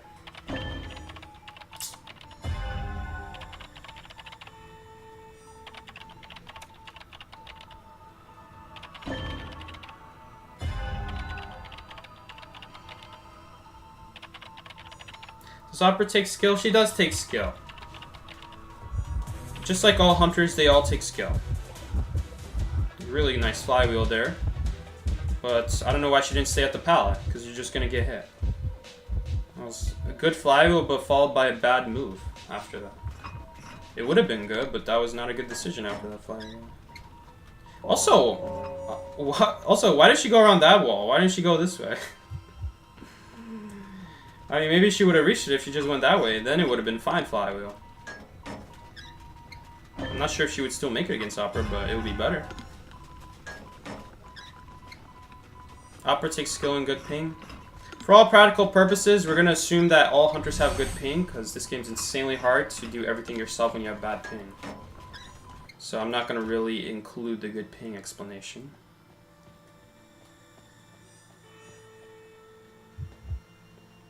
I mean, maybe if we have another Cypher almost done, we could bring this game back, maybe. It really depends. Most likely she's going to shadow backwards back to the chair. So we're just going to wait it out. What Cyphers we got? Backgate is like maybe the one Cypher that has progress.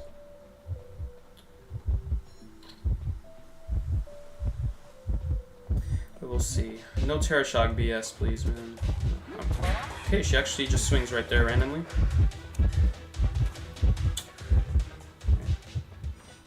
We do have progress on that Cypher machine. Good, good, good. We have quite a lot, actually. Alright, and then now she can do the rescue. Oh, I wonder if she'll randomly teleport here. Though after the chair, I wouldn't be surprised if she teleports here.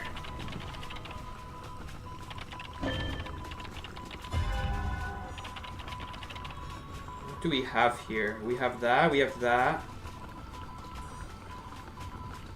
Okay, we have that.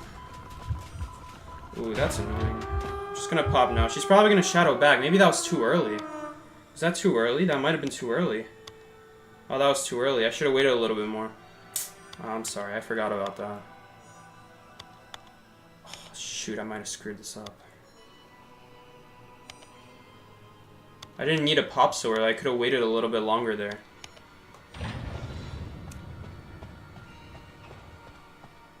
We'll see here. She used Blink. Man, that sucks though, because it's just Opera Singer. She could just easily go back and forth. Oh, let me put on low graphics for this. Chances are she's going to knock down Blake and go back for Psychologist.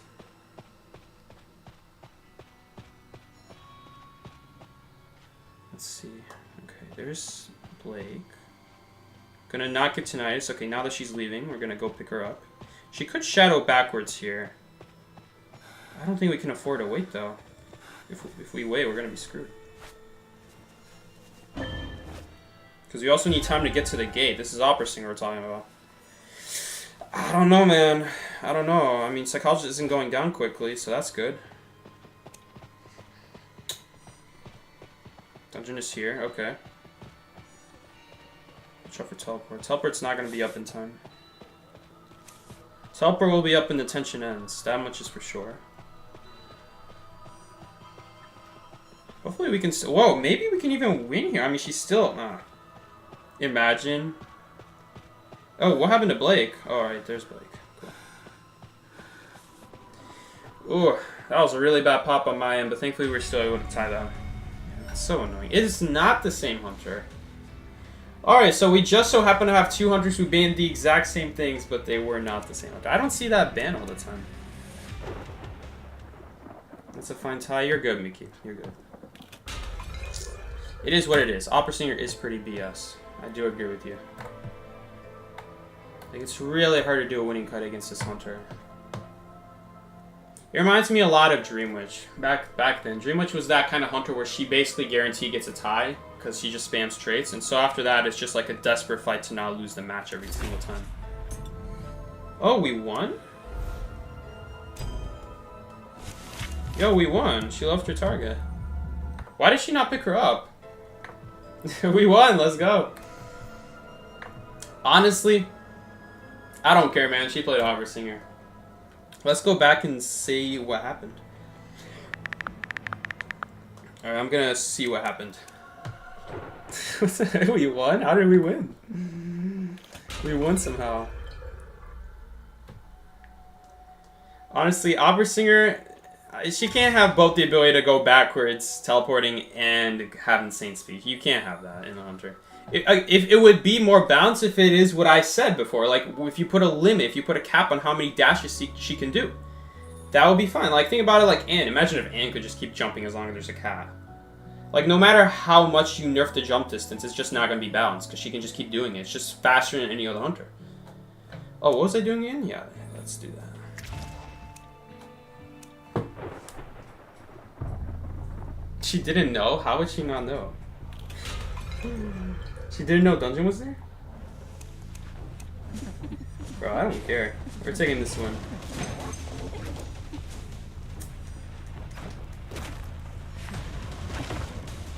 Oh.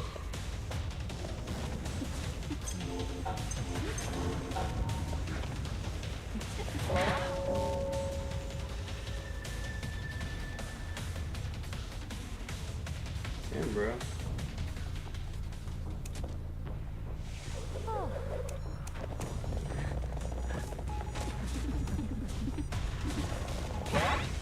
Airing out Miki Sky. I don't know what you're talking about. What are you talking about? I'm not looking at anything.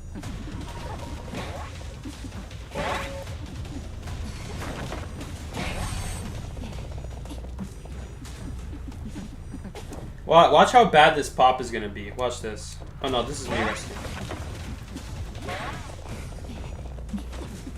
See how bad this pop is? We could have waited, honestly, a bit longer there. You see, but if we waited just a second longer there, that ghost next to that chair would have already disappeared. That was the difference maker. And now Blake has to use his flywheel when he anyway can't live, just so he can live like 5 seconds longer. At that point, it's like better, just so you can at least like, you know, help the other person get away for further.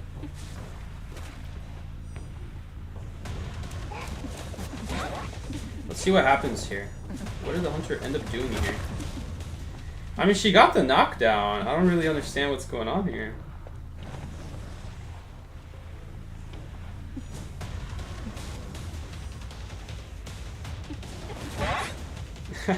She's not even on the same side as Dungeon. How does this go wrong? You kidding me? They get greedy? They... Oh, man. There's no way. What happened here? Oh my god, I left the match so it doesn't save the whole replay. Oh my god. We don't get to find out because I'm the last guy. I'm the first guy who left. It ends there because I left. Why is that still in the game? The game is already over, dude. Wow, man. Okay, so we're not going to find out. How in the world did he make that? How do you make that? How do you make that dungeon? Even if she starts crawling immediately, doesn't the shadow... I don't know, man. I don't know. She doesn't have time to pick herself up. I don't know how in the world that ended up being a dungeon escape. Maybe she surrendered. I don't know. It's more believable that she... Oh, we get something. It's more believable that she surrendered at that point than that she really couldn't go back in time. I don't know, man. That's something. That's really something, dude. We love Andrew in this household, yeah. Gravekeeper's a good character. He's a good character. He's a good keeper is what I was about to say. I also have a lot of clues, so we may as well open some of these essences. See if we get any guarantees.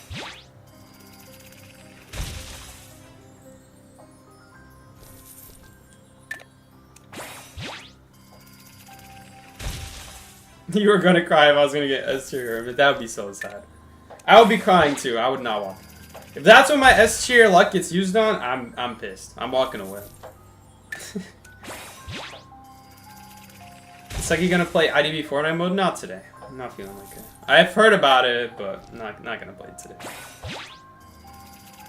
And a Mo, how exciting! I mean, guys, it's to be expected, right? I'm not expecting anything good. That's how you get the good stuff, you know. Oh, we got threaded, cool.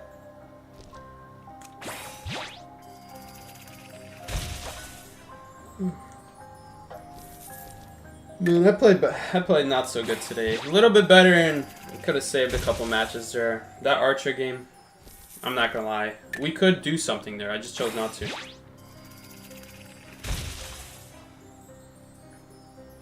I'm thinking we're probably gonna die sooner.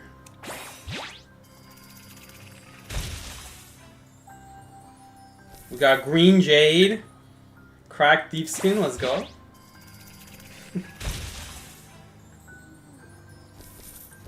Gardener portrait, cool. Beginning that portrait since 2018, still here. It's like, did you get Thief's Hug Miyamo? You mean the one where he sits down? Are you talking about this one? This? I already have it from last year. I had a friend gift it to me. It was Tato. Tato gifted it to me. Just because I was playing Thief so often. Dude, what is this? What is this emo, bruh? How have I not seen this? This is like a anniversary one, probably, yeah. He's looking at cement. Alright, let's switch it.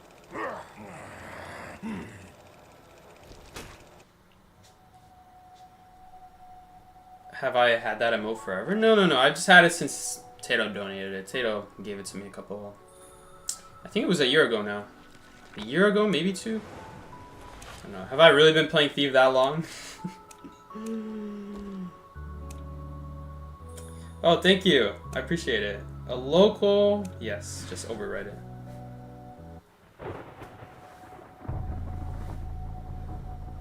You got unmuted for 30 days, and then just today you got muted again for 24 hours. Yeah, we got some nice room music. I appreciate this. Can I turn off the chase music? Okay, I can't.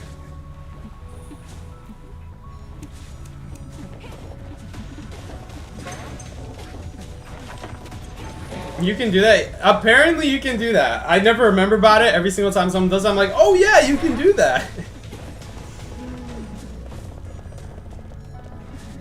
Homie, he remembered before I did. Every single time. It's every single time. It's like, it's always enough time to pass for me to just now remember you can do that.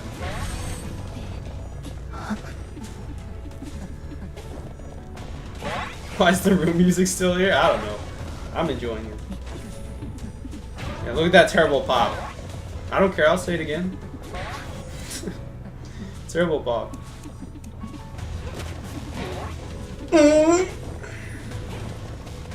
Rest in peace, Gardener. Alright, let's see what's going on here. How in the world does she make this?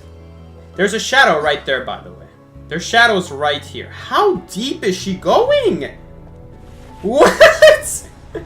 Why? Why did she put a peeper there? Did she think that only one of us were there?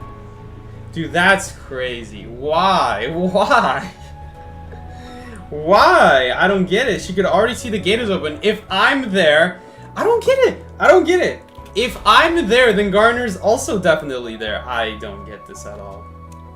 I just... Honestly, I shouldn't have even left. Gardner staying there might have baited the opera singer to just keep going. I don't know. I don't understand. I don't understand that at all. Like, if I'm there, then Gardner's with me. Like, we wouldn't. There's no way we would go for the other gate. Like, what's the plan? Like, what would be the plan if she doesn't come to my gate? If I made it to the gate, then she made it. Because we're good. I had to heal her. We were stuck together. Another music broke.